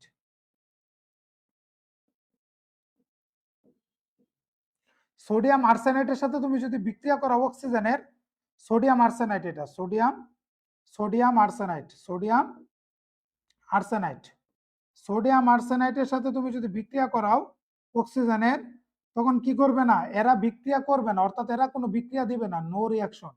কিন্তু এদের মধ্যে তৃতীয় কোনো বিশেষ পদার্থ যদি আনো, ধরো এদের মাঝখানে আমি আনলাম হচ্ছে এই যে সোডিয়াম আর্সেনাইট, আর অক্সিজেনের মাঝখানে আমি আনলাম হচ্ছে sodium sulphite, sodium sulphite, sodium sulphite, এবং অক্সিজেন তো আগে থেকে আছে, তখন তারা বিক্রিয়া করবে। তখন তারা বিক্রিয়া করে কি উৎপন্ন করবে, Na2SO3, Na2SO3, এটা Na2SO3, তখন এটা উৎপন্ন করবে Na2SO4, সোডিয়াম সালফেট উৎপন্ন করবে আর সোডিয়াম আর্সেনেট উৎপন্ন করবে। তাহলে Na3S2O4 এরা উৎপন্ন করবে। দেখো তারা কিন্তু যখন আলাদা আলাদা ছিল তখন তারা বিক্রিয়া করে নাই, আমি একটা স্পেশাল তৃতীয় পদার্থ নিয়ে এসে দিছি, তখন তারা কি করছে, বিক্রিয়া করছে, তখন তারা কি করছে, বিক্রিয়া করছে। আচ্ছা, এইটা এভাবে লিখে দিবা তাহলেই হবে। তাহলে এটা কি করবা, এভাবে লিখে দিবা, এখানে 2 আচ্ছা 2টা কেটে দিবা তাহলেই হয়ে যাবে, SO4 এভাবে উৎপন্ন করবে তারা, এভাবে উৎপন্ন করবে। তাহলে আবিষ্ট প্রভাবক আমরা বুঝতে পারলাম। তাহলে এখানে প্রভাবক কয় প্রকার আছে, 4 প্রকার প্রভাবক আছে। প্রথমটা হলো ধনাত্মক প্রভাবক, দ্বিতীয়টা হলো ঋণাত্মক প্রভাবক, তৃতীয়টা হলো কি, তৃতীয়টা হলো আমাদের আবিষ্ট প্রভাবক, আর আরেকটা হচ্ছে আমাদের কি প্রভাবক বলতো, স্বপ্রভাবক বা অটো প্রভাবক। তাহলে এগুলো হচ্ছে আমাদের কি, এগুলো হচ্ছে আমাদের প্রভাবকের প্রকারভেদ। আমরা খুব সুন্দরভাবে এগুলো শেষ করে ফেললাম আশা করি। তোমরা কি এতটুকু বুঝছো কিনা আমাকে একটু বলো, তোমরা কি ক্লিয়ারলি এটা বুঝছো কিনা, তোমরা কি ক্লিয়ারলি এটা বুঝছো কিনা। স্যার আবিষ্ট প্রভাবকের সংখ্যাটি, আবিষ্ট প্রভাবক তোমাকে আমি যেটা বুঝাইছি সেম জিনিসটা লিখে দিয়ে আসবা। ধরো দুইটা বিক্রিয়ক তারা আলাদা আলাদা ভাবে কখনো বিক্রিয়া দেয় না, কিন্তু তৃতীয় কোনো বিশেষ একটা পদার্থের কারণে যদি তারা বিক্রিয়া দেয় তাহলে ওই তৃতীয় পদার্থটাকে আবিষ্ট প্রভাবক বলে। আচ্ছা এইখানে আবিষ্ট প্রভাবক কোনটা, এখানে আবিষ্ট প্রভাবক হচ্ছে এই যে এটা সোডিয়াম সালফাইট, সোডিয়াম সালফাইট, এইটা আনার পরেই তো তারা দুইজন বিক্রিয়া দিল, সোডিয়াম সালফাইট, সোডিয়াম সালফাইট, এটা হচ্ছে আবিষ্ট প্রভাবক। কারণ তৃতীয় কোনো পদার্থের আনার কারণে তারা কি করছে, বিক্রিয়া দিয়েছে, এটা হচ্ছে আবিষ্ট প্রভাবক। এতটুকু জাস্ট লিখে দিবা, ঠিক আছে, এটা হচ্ছে একটা আবিষ্ট প্রভাবক। পারবা না, পারবা না বলো তো,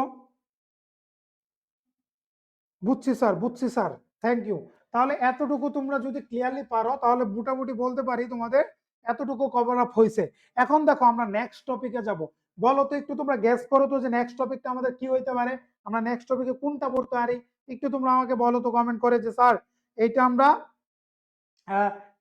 নেক্সট টপিকে আমরা কোনটা পড়তে পারি, নেক্সট টপিকে আমরা কোনটা পড়বো বলো। নেক্সট টপিকে আমরা পড়বো হচ্ছে, আমি তোমাদেরকে একটু বলি, একটু সারপ্রাইজ, যেটা হচ্ছে জৈব যৌগের শ্রেণীবিভাগ, জৈব যৌগের শ্রেণীবিভাগ, জৈব যৌগের শ্রেণীবিভাগ, জৈব যৌগের শ্রেণী বিভাগ, এটা আমরা পড়বো নেক্সট টপিক। জৈব যৌগের শ্রেণী বিভাগ, জৈব যৌগের কি শ্রেণী বিভাগ বা শ্রেণী বিন্যাস, তোমরা যেটাই বলো, শ্রেণী বিন্যাসও আসতে পারে, শ্রেণী বিভাগও আসতে পারে, যেটাই আসুক পরীক্ষায় যাতে আনসার করতে পারো। জৈব যৌগের শ্রেণী বিন্যাস, জৈব যৌগের শ্রেণী বিন্যাস। আচ্ছা, জৈব যৌগের শ্রেণীবিন্যাস, জৈব যৌগের শ্রেণীবিন্যাসটা কি আমরা যদি একটু করি, দেখো জৈব যৌগের শ্রেণীবিন্যাসটা আমরা একটু করব, জৈব যৌগের শ্রেণীবিন্যাস করব আমরা। ঠিক আছে, জৈব যৌগের শ্রেণীবিন্যাস, শ্রেণীবিন্যাস মানে কি আমি একটু তোমাদেরকে এটা একটু বুঝাই। শ্রেণীবিন্যাস মানে কি, ধরো তোমরা পুরো বাংলাদেশের মধ্যে পলিটেকনিক ইনস্টিটিউটের মধ্যে অনেক স্টুডেন্ট আছো, এখন আমি যদি বলি টেকনোলজি ওয়াইজ তোমাদেরকে আমি ভাগ করব, পারবো না। যেরকম আমি বললাম সিভিল টেকনোলজিকে আলাদা করব, সিএসটি টেকনোলজি যারা আছো তাদেরকে আলাদা করব, তারপরে মেকানিক্যালে যারা আছো তাদেরকে আমি আলাদা করবো, আরইসি যারা আছো তাদেরকে আমি আলাদা করবো, তাহলে এটাকে আমি করতে পারবো না? করতে পারবো। এইটা হচ্ছে শ্রেণীবিন্যাস। শ্রেণীবিন্যাস হচ্ছে কোনো কিছুকে ভাগ করা সিম্পলি ওয়েতে, বা আমি যদি বলি ইনস্টিটিউট ওয়াইজ ভাগ করব, ধরো ঢাকা পলিটেকনিক আলাদা করব, ময়মনসিংহ পলিটেকনিক আলাদা করব, এটাও কিন্তু আমি করতে পারবো, তাই না? এটাও কিন্তু আমি কি করতে পারবো, ইনস্টিটিউট ওয়াইজও ভাগ করতে পারবো। তাহলে এইটাই হচ্ছে শ্রেণীবিন্যাস, মানে ভাগ করা আর কি মূলত। তাহলে শ্রেণীবিন্যাসের মধ্যে আমরা যদি জৈব যৌগের শ্রেণীবিন্যাসে প্রথমে একটু লক্ষ্য করি, জৈব যৌগ, জৈব যৌগ, জৈব যৌগটাকে আমরা মূলত দুই ভাগে ভাগ করতে পারবো। কয় ভাগে ভাগ করতে পারবো? দুই ভাগে ভাগ করতে পারবো। কিসের উপর ভিত্তি করে? তাদের গঠনের উপর ভিত্তি করে। তাদের কিসের উপর ভিত্তি করে? গঠনের উপর ভিত্তি করে। গঠনের উপর ভিত্তি করে জৈব যৌগকে আমরা দুই ভাগে ভাগ করতে পারবো। একটা হলো মুক্ত শিকল যৌগ বা অ্যালিফ্যাটিক যৌগ, মুক্ত শিকল যৌগ বা অ্যালিফ্যাটিক যৌগ,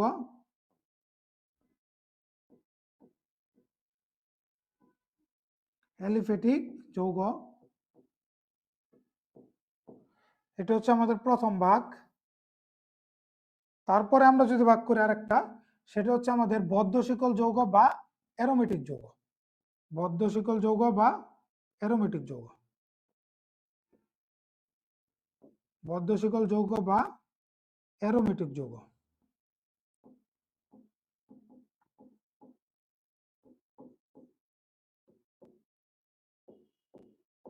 আচ্ছা, প্রথমে আমি এদের একটি ইতিহাস বলি, এদের নামটা কেমনে আসলো ইতিহাসটা বলি। দেখো, প্রথম ইতিহাসটা হলো অ্যালিফ্যাটিক যৌগের ইতিহাস। অ্যালিফ্যাটিক যৌগ, এই অ্যালিফ্যাটিক শব্দটা আসছে এলিফার শব্দ থেকে। কোন শব্দ থেকে? এলিফার শব্দ থেকে। এলিফার শব্দের মানে কি? এলিফার শব্দের মানে হচ্ছে, বাংলা অর্থ হচ্ছে হলো তৈলাক্ত পদার্থ, অর্থাৎ এলিফার শব্দটা আসছে হলো এই তৈলাক্ত পদার্থ শব্দ থেকে। ওকে, আচ্ছা, তাহলে এলিফ্যাটিক যৌগের আদি যে নামটা কেমনে আসলো এটা আমরা বুঝলাম। এখন এলিফ্যাটিক যৌগ কারা স্যার? যাদের, মনে রাখবা এলিফ্যাটিক যৌগ মুক্ত শিকল যৌগ হলো যাদের কার্বন, কার্বনের দুই প্রান্ত কখনো কি হয় না? এক হয় না। দুই প্রান্ত কখনো এক হয় না। দুই প্রান্ত কখনো কি হয় না? এক হয় না, এক হয় না, বা যুক্ত হয় না। দুই প্রান্ত কখনো যুক্ত হয় না। তাহলে যেসব যৌগের কার্বনের দুই প্রান্ত কখনো যুক্ত হয় না তারা হচ্ছে কি মৌল? মুক্ত শিকল মৌল। যেরকম ধরো আমি যদি কার্বন শিকল আঁকি, এটা হচ্ছে একটা কার্বন শিকল। দেখো কার্বন শিকলের দুই প্রান্তে দুইটা কার্বন আছে, তাই না? এই যে একটা কার্বন, এই যে একটা কার্বন, দুইটা কার্বন কি, দুইটা কার্বনের যে প্রান্ত আছে, দেখো এখানে একটা প্রান্ত, এখানে একটা প্রান্ত, দুইটা প্রান্ত কি যুক্ত হয়েছে? কখনো হয় নাই। তার মানে যুক্ত যেহেতু হয় নাই, তাহলে এটা কি শিকল যৌগ? মুক্ত শিকল যৌগ। এখন এখন যদি আমরা বদ্ধ শিকল যৌগ চিন্তা করি, যাদের কার্বন শিকলের, যাদের কার্বনের দুই প্রান্ত, দুই প্রান্ত, দুই প্রান্ত কি হয়?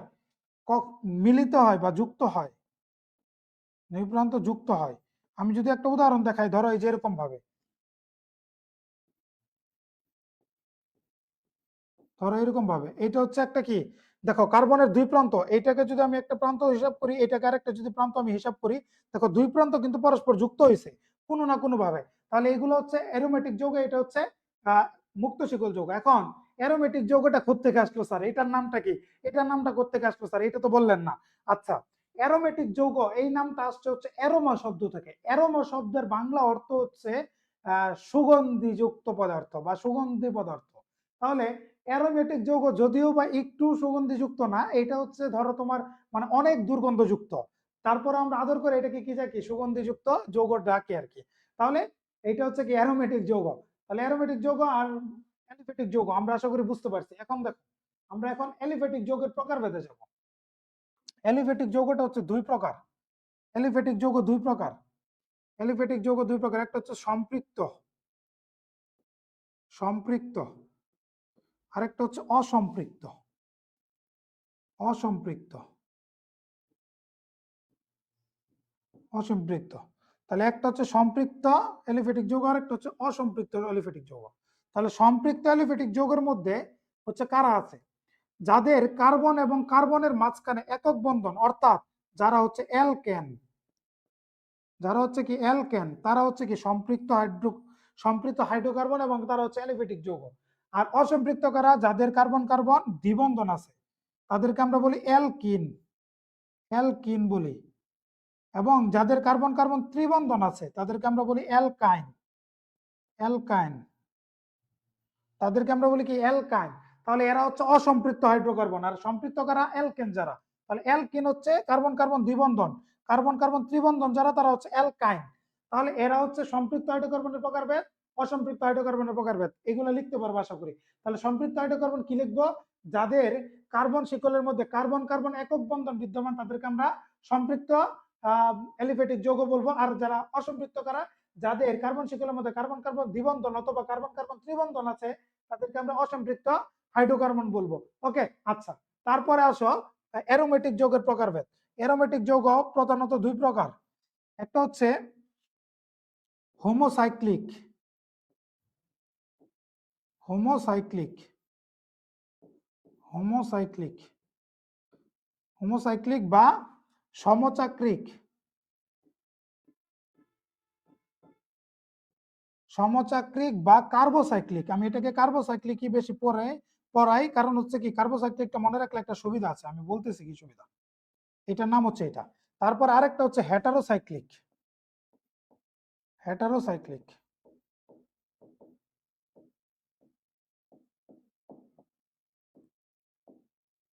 হেটারোসাইক্লিক বা বিষমচাক্রিক, এটার দুইটা নাম। অ্যারোমেটিক মানে হচ্ছে চাক্রিক যৌগ একটা। চাক্রিক মানে তাদের আকৃতিটা বলয়াকার। দেখো আমি বুঝাচ্ছি বলয়াকার কিরকম। এই যে এখানে দেখো আকৃতিটা যেরকম না এরকম আর কি, বলয়াকার।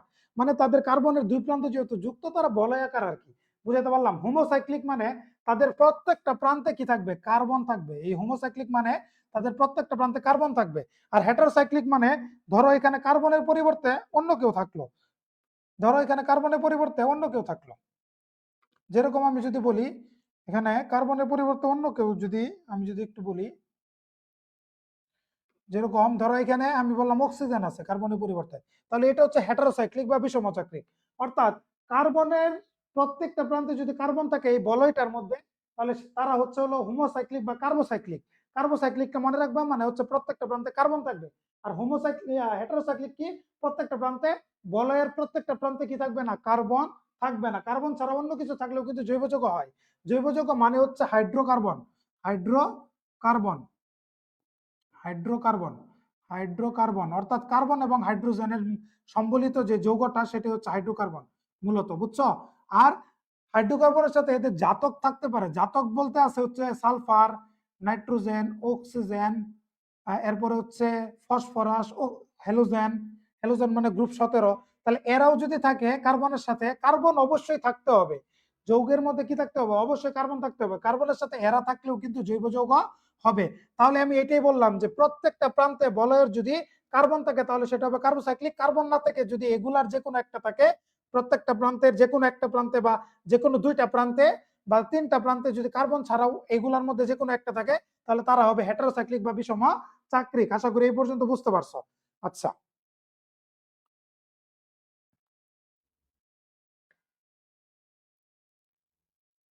আচ্ছা, তাহলে এই পর্যন্ত আশা করি বুঝতে পারছো। তারপরে আমরা যদি বলি হোমোসাইক্লিক কয় প্রকার, হোমোসাইক্লিক হচ্ছে দুই প্রকার। একটা হলো এলিসাইক্লিক,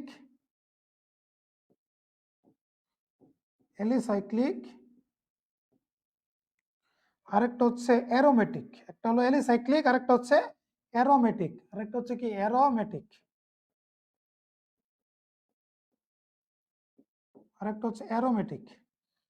ওকে, একটা হচ্ছে এলিসাইক্লিক, আরেকটা হচ্ছে কি অ্যারোমেটিক।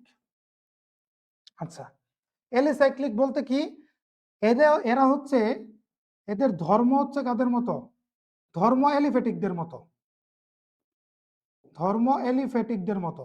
এলিফেটিক যেগুলো আছে, যেগুলা মুক্ত শিকল যৌগ, এলিফেটিক এর মতো, কিন্তু এদের গঠন হচ্ছে বলয়াকার বা অ্যারোমেটিকের মতো, গঠন অ্যারোমেটিকের মতো।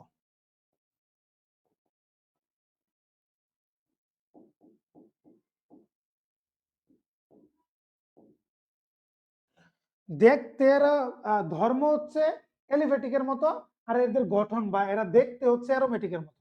এদেরকে আমরা বলবো মূলত এলিসাইক্লিক যৌগ, এলিসাইক্লিক যে যৌগটা সেটা। আর অ্যারোমেটিক কারা, যারা হচ্ছে, যাদের গঠন তো অবশ্যই বলয়াকার বা চক্রাকার, বলয়াকার বা চক্রাকার, বলয়াকার বা চক্রাকার,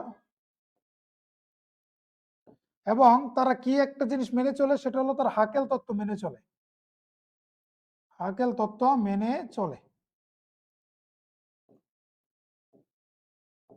হাকেল তত্ত্ব মেনে চলে, এটার উদাহরণ হচ্ছে বেনজিন।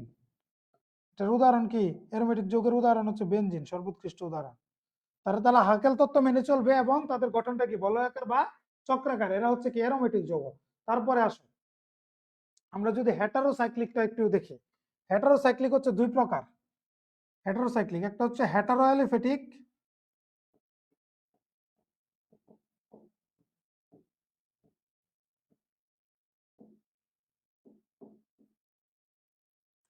হেটারো এলিফেটিক, আরেকটা হচ্ছে হেটারো এলিসাইক্লিক।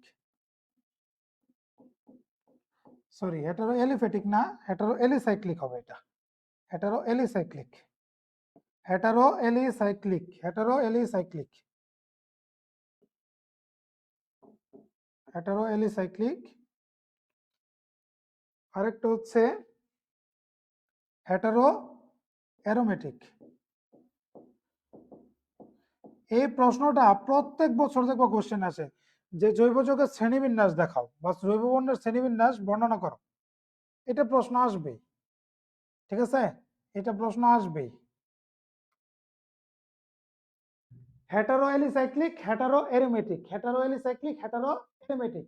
এলিসাইক্লিক এটা কি, এলিসাইক্লিক মানে আমি বলছি এটা ধর্ম হচ্ছে এলিফেটিকের মতো, এর গঠন হচ্ছে কি অ্যারোমেটিকের মতো। এবং হেটারো এলিসাইক্লিক কি, হেটারো মানে তো বুঝছো, তার চক্রাকার যে বলয়াকার যে গঠন, সেই গঠনের প্রত্যেকটা প্রান্তে কার্বন না থেকেও তাদের যে জাতক গুলো আছে সেগুলো যে কোনো একটা থাকতে পারবে, কোনো সমস্যা নেই। তাহলে ওরকম থাকবে এবং তারা হবে এলিসাইক্লিক, ওদের অর্থাৎ এদের ধর্ম হবে এলিভেটিকের মতো, গঠন হবে অ্যারোমেটিকের মতো। এটা হচ্ছে হেটারো এলিসাইক্লিকের কথা। হেটারো অ্যারোমেটিক কি, হেটারো অ্যারোমেটিক তাদের গঠন হচ্ছে বলয়াকার, হাকেল তত্ত্ব তারা মেনে চলবে। এবং এখানে একটা কাজ হবে, সেটা হচ্ছে কি, সেই কাজটা কি, হেটারো জিনিস থাকবে। হেটারো জিনিস মানে যে তাদের যে বলয়াকার আছে, সেই বলয়াকারের প্রত্যেকটা প্রান্তে কার্বন না থেকে কার্বনের যে কোনো একটা জাতক থাকতে পারবে। বুঝাইতে পারলাম? আশা করি এই পর্যন্ত বুঝছো। এখন এই কোশ্চেনটা তুমি আনসার করবা কেমনে, আমি একদম প্রথম থেকে তোমাকে বলি। দেখো এইদিকে একটু মনোযোগ দাও, এইদিকে একটু মনোযোগ দাও। দেখো এই কোশ্চেনটা তুমি কিভাবে আনসার করবা।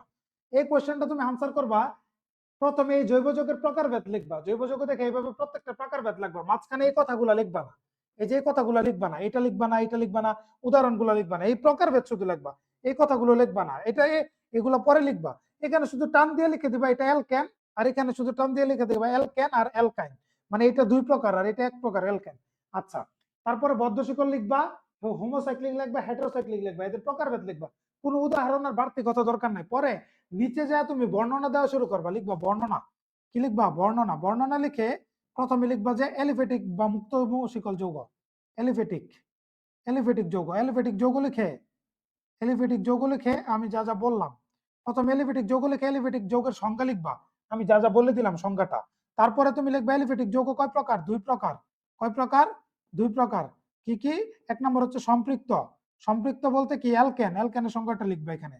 সম্পৃক্ত বলতে অ্যালকেন। তারপরে অসম্পৃক্ত। অসম্পৃক্ত লিখে অসম্পৃক্তর সংখ্যাটি লিখবা। অসম্পৃক্তর সংখ্যাটা লিখবা। এই যে এখানে সংখ্যা লিখলে এখানে সংখ্যা লিখলা। অ্যালিফেটিক শেষ। তারপরে শুরু করবে অ্যারোমেটিক, বর্ণনার পরে। পরে শুরু করবে অ্যারোমেটিক। এগুলা লেখার পরে লিখবে অ্যারোমেটিক। অ্যারোমেটিক লিখে, অ্যারোমেটিক যৌগ লিখে, অ্যারোমেটিক যৌগের যে কথাবার্তাগুলো আছে কাকে বলে এটা লিখবা। তারপরে অ্যারোমেটিক যৌগের দুই প্রকার লিখবা। কয় প্রকার? দুই প্রকার। একটা হলো হোমোসাইক্লিক। হোমোসাইক্লিক লিখবা। হোমোসাইক্লিক। হোমোসাইক্লিক আমি কি বললাম? তার প্রত্যেকটা প্রান্তে কি থাকবে? কার্বন থাকবে। এইটা লিখবা সংজ্ঞা। দুই নম্বরে লিখবো হচ্ছে, এক নম্বরে লিখবো হচ্ছে হোমোসাইক্লিক, দুই নম্বরে লিখবো হচ্ছে এটার প্রকারভেদের মধ্যে হেটারোসাইক্লিক। প্রত্যেক প্রান্তে কার্বন না থেকেও কার্বনের কি থাকবে? কার্বনের জাতক থাকবে। প্রত্যেক প্রান্তে কার্বন না থেকেও কি থাকবে? কার্বনের জাতক থাকবে। সেটা লিখবা। এটা হচ্ছে হেটারোসাইক্লিকে লিখবা। হেটারোসাইক্লিক। হেটারোসাইক্লিকে লিখলা বর্ণনার বেলায় কাকে বলে এটা লিখে দিলা।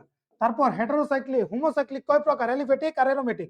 পরে অ্যালিফেটিকের সংজ্ঞা দিবা। দেখ, ধর্ম হচ্ছে অ্যালিফেটিকের মতো, গঠন হচ্ছে কি আকার? গঠন হচ্ছে অ্যারোমেটিকের মতো। এটা লাগবে অ্যালিফেটিকের অ্যালিসাইক্লিকের সংজ্ঞা। তারপর অ্যারোমেটিকের সংজ্ঞা লিখবা বলয়াকার বা চক্রাকার এবং হাকেল তত্ত্ব মেনে চলে। আর তারপরে কি লাগবে? হেটারোসাইক্লিকের, হেটারো অ্যালিসাইক্লিকের সংজ্ঞা লিখবা, যেটা বললাম ধর্ম অ্যালিফেটিকের মতো, গঠন হচ্ছে অ্যারোমেটিকের মতো। এবং এরা হচ্ছে কি? এদের প্রত্যেকটা প্রান্তে কার্বন থাকবে না, এর বলয়াকার থাকবে এরা, এবং এদের প্রত্যেকটা প্রান্তে কি থাকবে না? কার্বন থাকবে না। কার্বন না থেকে অন্য কোনো যৌগ থাকবে। আর হেটারো অ্যারোমেটিক কি? এরা দেখতে হচ্ছে গঠন হচ্ছে বলয়াকার বা চক্রাকার এবং হাকেল তত্ত্ব মেনে চলে, এবং এদেরও কি করবে না? প্রত্যেকটা প্রান্তে কার্বন থাকবে না, কারণ এটা হচ্ছে হেটারো। হেটারো মানেই প্রত্যেকটা প্রান্তে, তার বলয়াকারের প্রত্যেকটা প্রান্তে কি থাকবে না? কার্বন থাকবে না। বুঝাতে পারলাম? আশা করি এতটুকু তোমাদের ক্লিয়ার। খুবই সহজভাবে আমি বোঝানোর ট্রাই করছি যে জৈব যৌগের শ্রেণী বিভাগটা কি, জৈব যৌগের শ্রেণী বিভাগটা কি। চলো আমরা এর পরের কোশ্চেনে যাই। এর পরের কোশ্চেন হচ্ছে বাফার দ্রবণ। বাফার দ্রবণ কি? বাফার দ্রবণ কি? বাফার দ্রবণের ক্রিয়া কৌশল ব্যাখ্যা করো। বাফার দ্রবণ কি এবং বাফার দ্রবণের ক্রিয়া কৌশল ব্যাখ্যা করো। বাফার দ্রবণের ক্রিয়া কৌশল। বাফার দ্রবণের ক্রিয়া কৌশল। বাফার দ্রবণের ক্রিয়া কৌশল ব্যাখ্যা করো। ক্রিয়া কৌশল ব্যাখ্যা করো। এখন দেখো আমরা বাফার দ্রবণটা একটু পড়বো, ঠিক আছে? বাফার দ্রবণটা একটু পড়বো। দেখো বাফার দ্রবণটা কি, বাফার দ্রবণের ক্রিয়া কৌশল, এটা অনেক ইম্পর্টেন্ট কোশ্চেন। আমরা দেখি প্রথমে হচ্ছে বাফার দ্রবণ। বাফার দ্রবণ, বাফার দ্রবণ কি? যে দ্রবণে, যে দ্রবণে সামান্য পরিমাণ, সামান্য পরিমাণ অ্যাসিড অথবা ক্ষার যোগ করলে দ্রবণের পিএইচ এর মানের কোনো পরিবর্তন হয় না। পিএইচ এর মানের কোনো কি হয় না? পরিবর্তন হয় না। কোনো পরিবর্তন হয় না। কোনো পরিবর্তন হয় না। তাকে কি দ্রবণ বলে? তাকে বাফার দ্রবণ বলে। তাকে বাফার দ্রবণ বলে। বাফার দ্রবণ বলে। ঠিক আছে? আচ্ছা, যে দ্রবণে সামান্য পরিমাণ অ্যাসিড বা ক্ষার যোগ করলে দ্রবণের পিএইচ এর মানের কোনো পরিবর্তন হয় না, তাকে বাফার দ্রবণ বলে। অর্থাৎ একটা দ্রবণের মধ্যে তুমি যদি সামান্য পরিমাণ অ্যাসিড দাও, অ্যাসিড দেওয়া মানে H+ আয়ন দেওয়া, এটা বুঝতে হবে। ক্ষার দেওয়া মানে OH- আয়ন দেওয়া। যদি তুমি এগুলো যোগ করো সামান্য পরিমাণে, তাহলে ওই দ্রবণটা কি হবে না? পিএইচ এর মানে কোনো পরিবর্তন হবে না, তাকে বলবে বাফার দ্রবণ। তাহলে বাফার দ্রবণ হচ্ছে দুই প্রকার। বাফার দ্রবণ দুই প্রকার। বাফার দ্রবণ দুই প্রকার। দুই প্রকার। একটা হচ্ছে অম্লীয় বাফার দ্রবণ, একটা হচ্ছে অম্লীয় বাফার দ্রবণ বা অ্যাসিডীয় বাফার দ্রবণ। ঠিক আছে? অম্লীয় বাফার দ্রবণ বা অ্যাসিডীয় বাফার দ্রবণ। বাফার দ্রবণ বা অ্যাসিডীয় বাফার দ্রবণ। আরেকটা হচ্ছে কি? ক্ষারীয় বাফার দ্রবণ। এই দুইটা। এখন ক্রিয়া কৌশল দেখো ব্যাখ্যা করতে বলছে, ক্রিয়া কৌশল। তাহলে প্রথমে আমরা ব্যাখ্যা করব অম্লীয় বাফার দ্রবণের ক্রিয়া কৌশল। অম্লীয় বাফার দ্রবণের ক্রিয়া কৌশল আমি যেভাবে লিখতেছি এইভাবে লিখলে হবে। অম্লীয় বাফার দ্রবণের ক্রিয়া কৌশল। অম্লীয় বাফার দ্রবণের ক্রিয়া কৌশল। আচ্ছা, অম্লীয় বাফার দ্রবণে প্রথমে তোমার কি নিতে হবে? প্রথমে তোমার হচ্ছে মৃদু অ্যাসিড নিতে হবে। প্রথমে মৃদু অ্যাসিড নেই, প্রথমে মৃদু অ্যাসিড নেই, মৃদু অ্যাসিড, মৃদু অ্যাসিড CH3COOH, এটা হলো অ্যাসিটিক অ্যাসিড। এটা হলো কি অ্যাসিড? এটা হচ্ছে অ্যাসিটিক অ্যাসিড, CH3COOH। এই মৃদু অ্যাসিড এটা নেই, মৃদু অ্যাসিড নেই, কারণ অম্লীয় বাফার দ্রবণে লাগবে মৃদু অ্যাসিড আর তার লবণ, মৃদু অ্যাসিড আর এবং তার লবণ। তাহলে দ্বিতীয়ত নিব হচ্ছে কি নিব? দ্বিতীয়ত আমরা নেই একটা ক্ষার দ্রবণ নেই, তৃতীয়ত তীব্র ক্ষার নেই, তীব্র ক্ষার, তীব্র ক্ষার হিসেবে আমরা জানি সোডিয়াম হাইড্রোক্সাইড, এটা আমরা জানি। তাহলে তীব্র ক্ষার হিসেবে সোডিয়াম হাইড্রোক্সাইড নেই, ঠিক আছে? তীব্র ক্ষার হিসেবে সোডিয়াম হাইড্রোক্সাইড নেই। তারপরে আমরা তৃতীয়ত কি করব? এই দুটার বিক্রিয়া করব, CH3COOH প্লাস NaOH, এটা বিক্রিয়া করলাম। বিক্রিয়া করে এখানে কি উৎপন্ন করবে দেখো তো? উৎপন্ন করবে CH3COO, এটা মাইনাস H প্লাস, আর এখানে এটা প্লাস এটা মাইনাস, তাহলে কি নিবে? মাইনাসে নিবে প্লাসটাকে, তাহলে উৎপন্ন করবে CH3COONA প্লাস, আর এই দুটো মিলে উৎপন্ন করবে হচ্ছে পানি, আর এটা হচ্ছে লবণ। এই যে যে অম্লীয় যে আমাদের মৃদু অ্যাসিড নিলাম, মৃদু অ্যাসিড আর তার লবণ মিলে হচ্ছে কি তৈরি হবে? বাফার দ্রবণ তৈরি হবে। তাহলে আমরা এখানে লিখতে পারবো অম্লীয় বাফার দ্রবণ, আমরা এখানে লিখতে পারবো অম্লীয় বাফার দ্রবণ, অম্লীয় বাফার দ্রবণ, অম্লীয় বাফার দ্রবণ। অম্লীয় বাফার দ্রবণ কি হবে দেখো তো? অম্লীয় বাফার দ্রবণ এই যে যে অ্যাসিডটা নিলাম CH3COOH প্লাস CH3COONA, এটা লবণ, মানে মৃদু অ্যাসিড আর তার লবণ যদি আমরা নেই তাহলে সেটাকে আমরা বলবো অম্লীয় বাফার দ্রবণ। কি দ্রবণ? অম্লীয় বাফার দ্রবণ। এখন এই অম্লীয় বাফার দ্রবণের ক্রিয়া কৌশলটা আমরা ব্যাখ্যা করতে হবে। কিভাবে ব্যাখ্যা করব? এই মৃদু অ্যাসিডটা পানিতে আংশিক বিয়োজিত হয়, কারণ মৃদু অ্যাসিডের সংজ্ঞা কি? যেসব অ্যাসিড পানিতে আংশিকভাবে বিয়োজিত হয়, সম্পূর্ণরূপে বিয়োজিত হয় না, তাদেরকে আমরা মৃদু অ্যাসিড বলি। আর এখানে যে লবণটা আছে মৃদু অ্যাসিডের, সেই লবণটা সম্পূর্ণভাবে বিয়োজিত হবে। তাহলে আমরা এখানে কি বলবো? যে আমাদের লবণটা আছে, যে অ্যাসিডটা আছে CH3COOH আংশিক বিয়োজিত হয়ে কি হবে? বিয়োজিত হবে মানে এটা ভেঙে যাবে, আংশিক বিয়োজিত হয়ে কি হবে? দেখো এখানে কি উৎপন্ন হবে?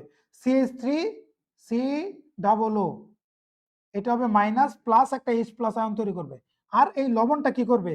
CH3COONA, এই লবণটা কি করবে? সম্পূর্ণরূপে বিয়োজিত হয়ে, সম্পূর্ণরূপে বিয়োজিত হয়ে, সম্পূর্ণরূপে বিয়োজিত হয়ে কি উৎপন্ন করবে? সম্পূর্ণরূপে বিয়োজিত হয়ে উৎপন্ন করবে হচ্ছে CH3COO মাইনাস আর Na প্লাস। দেখো এইখানে যদি সামান্য তুমি অ্যাসিড কি করো? যুক্ত করো, সামান্য অ্যাসিড। ধরো অ্যাসিড যুক্ত করা মানে কি? H প্লাস যুক্ত করা। এই H প্লাসটা কি করবে? এই যে যে লবণের COO মাইনাসটা আছে এটার সাথে যুক্ত হয়ে সে তৈরি করবে CH3COOH। এখন এই H প্লাসটা যুক্ত করার অর্থ কি আমার? এখানে pH এর মান পরিবর্তন করা, কারণ এখানে আমি H প্লাস বাড়াই দিলে এখানে pH এর মান হয়তো বা কমে যাবে, কারণ এখানে অ্যাসিড বেশি হয়ে গেলে pH এর মান কমে যাবে। এখন এইটা হচ্ছে আমার pH এর মান পরিবর্তন করার লক্ষ্য। এখন H প্লাস দেওয়ার পরে আমি কি দেখলাম? CH3COOH উৎপন্ন হয়ে গেছে। এখন এইটা আবার কি করবে? এই যে এরকম ভাবে আবার বিয়োজিত হবে, কারণ CH3COOH একটা মৃদু অ্যাসিড, এটা আংশিকভাবে বিয়োজিত হয় আবার এরকম হবে। তার মানে H প্লাসটা কি হবে? H প্লাসটা আসলে আমার এখানে pH এর মানের কোনো পরিবর্তন করতে পারবে না, কারণ মৃদু অ্যাসিডটা আবার বিয়োজিত হয়ে যাবে। এখন তুমি যদি OH মাইনাস এখানে যুক্ত করো, ধরো OH মাইনাস যুক্ত করলা, এই OH মাইনাসটা আবার H প্লাসের সাথে মিলে উৎপন্ন করবে পানি, আর পানি তো হচ্ছে একটা নিরপেক্ষ পদার্থ, এটা তো pH এর মানের কোনো পরিবর্তন করতে পারবে না। তাহলে আমরা দেখতে পারতেছি এখানে যদি আমরা অ্যাসিড, অ্যাসিড মানে হচ্ছে H প্লাস যদি যুক্ত করি তাহলে pH এর মানের কোনো পরিবর্তন হয় না, যদি ক্ষার আমরা যুক্ত করি তাহলে pH এর মানের কোনো পরিবর্তন হয় না। আমরা ক্ষারীয় বাফার দ্রবণেরটা সেম ভাবেই দিব। এখানে নিব আমরা মৃদু ক্ষার, মৃদু ক্ষার নিব, মৃদু ক্ষার। মৃদু ক্ষার হিসেবে নিব হচ্ছে আমরা NH, আমরা মৃদু ক্ষার হিসেবে নিব হচ্ছে, মৃদু ক্ষার হিসেবে নিব হচ্ছে NH4OH, এটা নিব আমরা মৃদু ক্ষার হিসেবে। আর এখানে তীব্র অ্যাসিড নিব আমরা, তীব্র অ্যাসিড, তীব্র অ্যাসিড হিসেবে নিব আমরা দ্বিতীয়ত উল্টাটা আর কি করব? তীব্র অ্যাসিড হিসেবে আমরা নিব HCl, পরে তার দুজনকে আমরা কি করব? বিক্রিয়া করাইবো, NH4OH প্লাস HCl। এখন এখানে তারা বিক্রিয়া করে উৎপন্ন করবে কি? এই যে NH4Cl প্লাস হচ্ছে কি H2O, পানি উৎপন্ন করবে। এইভাবে তারপরে সেম ধাপ, সেম ভাবে H প্লাস যুক্ত করলে দেখবে এরকম হচ্ছে, আর OH মাইনাস যুক্ত করলে এরকম হচ্ছে। এখানে কি হবে, এই যে আমরা যে মৃদু ক্ষারটা নিছি এটা আংশিকভাবে কি হবে, বিয়োজিত হবে। আর যে তার লবণটা উৎপন্ন হইলো, এই যে এটা লবণ, এটা মৃদু ক্ষার ও তার লবণ মিলে কি তৈরি হয়, ক্ষারীয় বাফার। অম্লীয় বাফার কি তৈরি হয়, মৃদু অ্যাসিড এবং তার লবণ। আর ক্ষারীয় বাফার কি, মৃদু ক্ষার এবং তার লবণ। এটা হচ্ছে একটা মৃদু ক্ষার আমরা নিয়েছি এই যে, আর মৃদু ক্ষারের লবণটা হচ্ছে, এটা মিলে কি তৈরি করবে, ক্ষারীয় বাফার তৈরি করবে। ক্ষারীয় বাফারের মধ্যে এটা আংশিক বিয়োজিত হবে আর এটা সম্পূর্ণভাবে বিয়োজিত হবে। Cl মাইনাস উৎপন্ন হবে আর NH4 প্লাস উৎপন্ন হবে। এখানে NH4 প্লাস উৎপন্ন হবে, OH মাইনাস উৎপন্ন হবে। পরে সেম H প্লাস যুক্ত করলে দেখবা একটা NH4 OH যুক্ত হয়ে যাচ্ছে, সরি OH মাইনাস তুমি যুক্ত করলে NH4 OH উৎপন্ন হবে। আর H প্লাস যুক্ত করলে দেখবা পানি উৎপন্ন হয়ে যাবে, মানে অ্যাসিড যুক্ত করলে পানি উৎপন্ন হবে, আর ক্ষার যুক্ত করলে কি উৎপন্ন হবে, NH4 OH অর্থাৎ মৃদু ক্ষার উৎপন্ন হবে।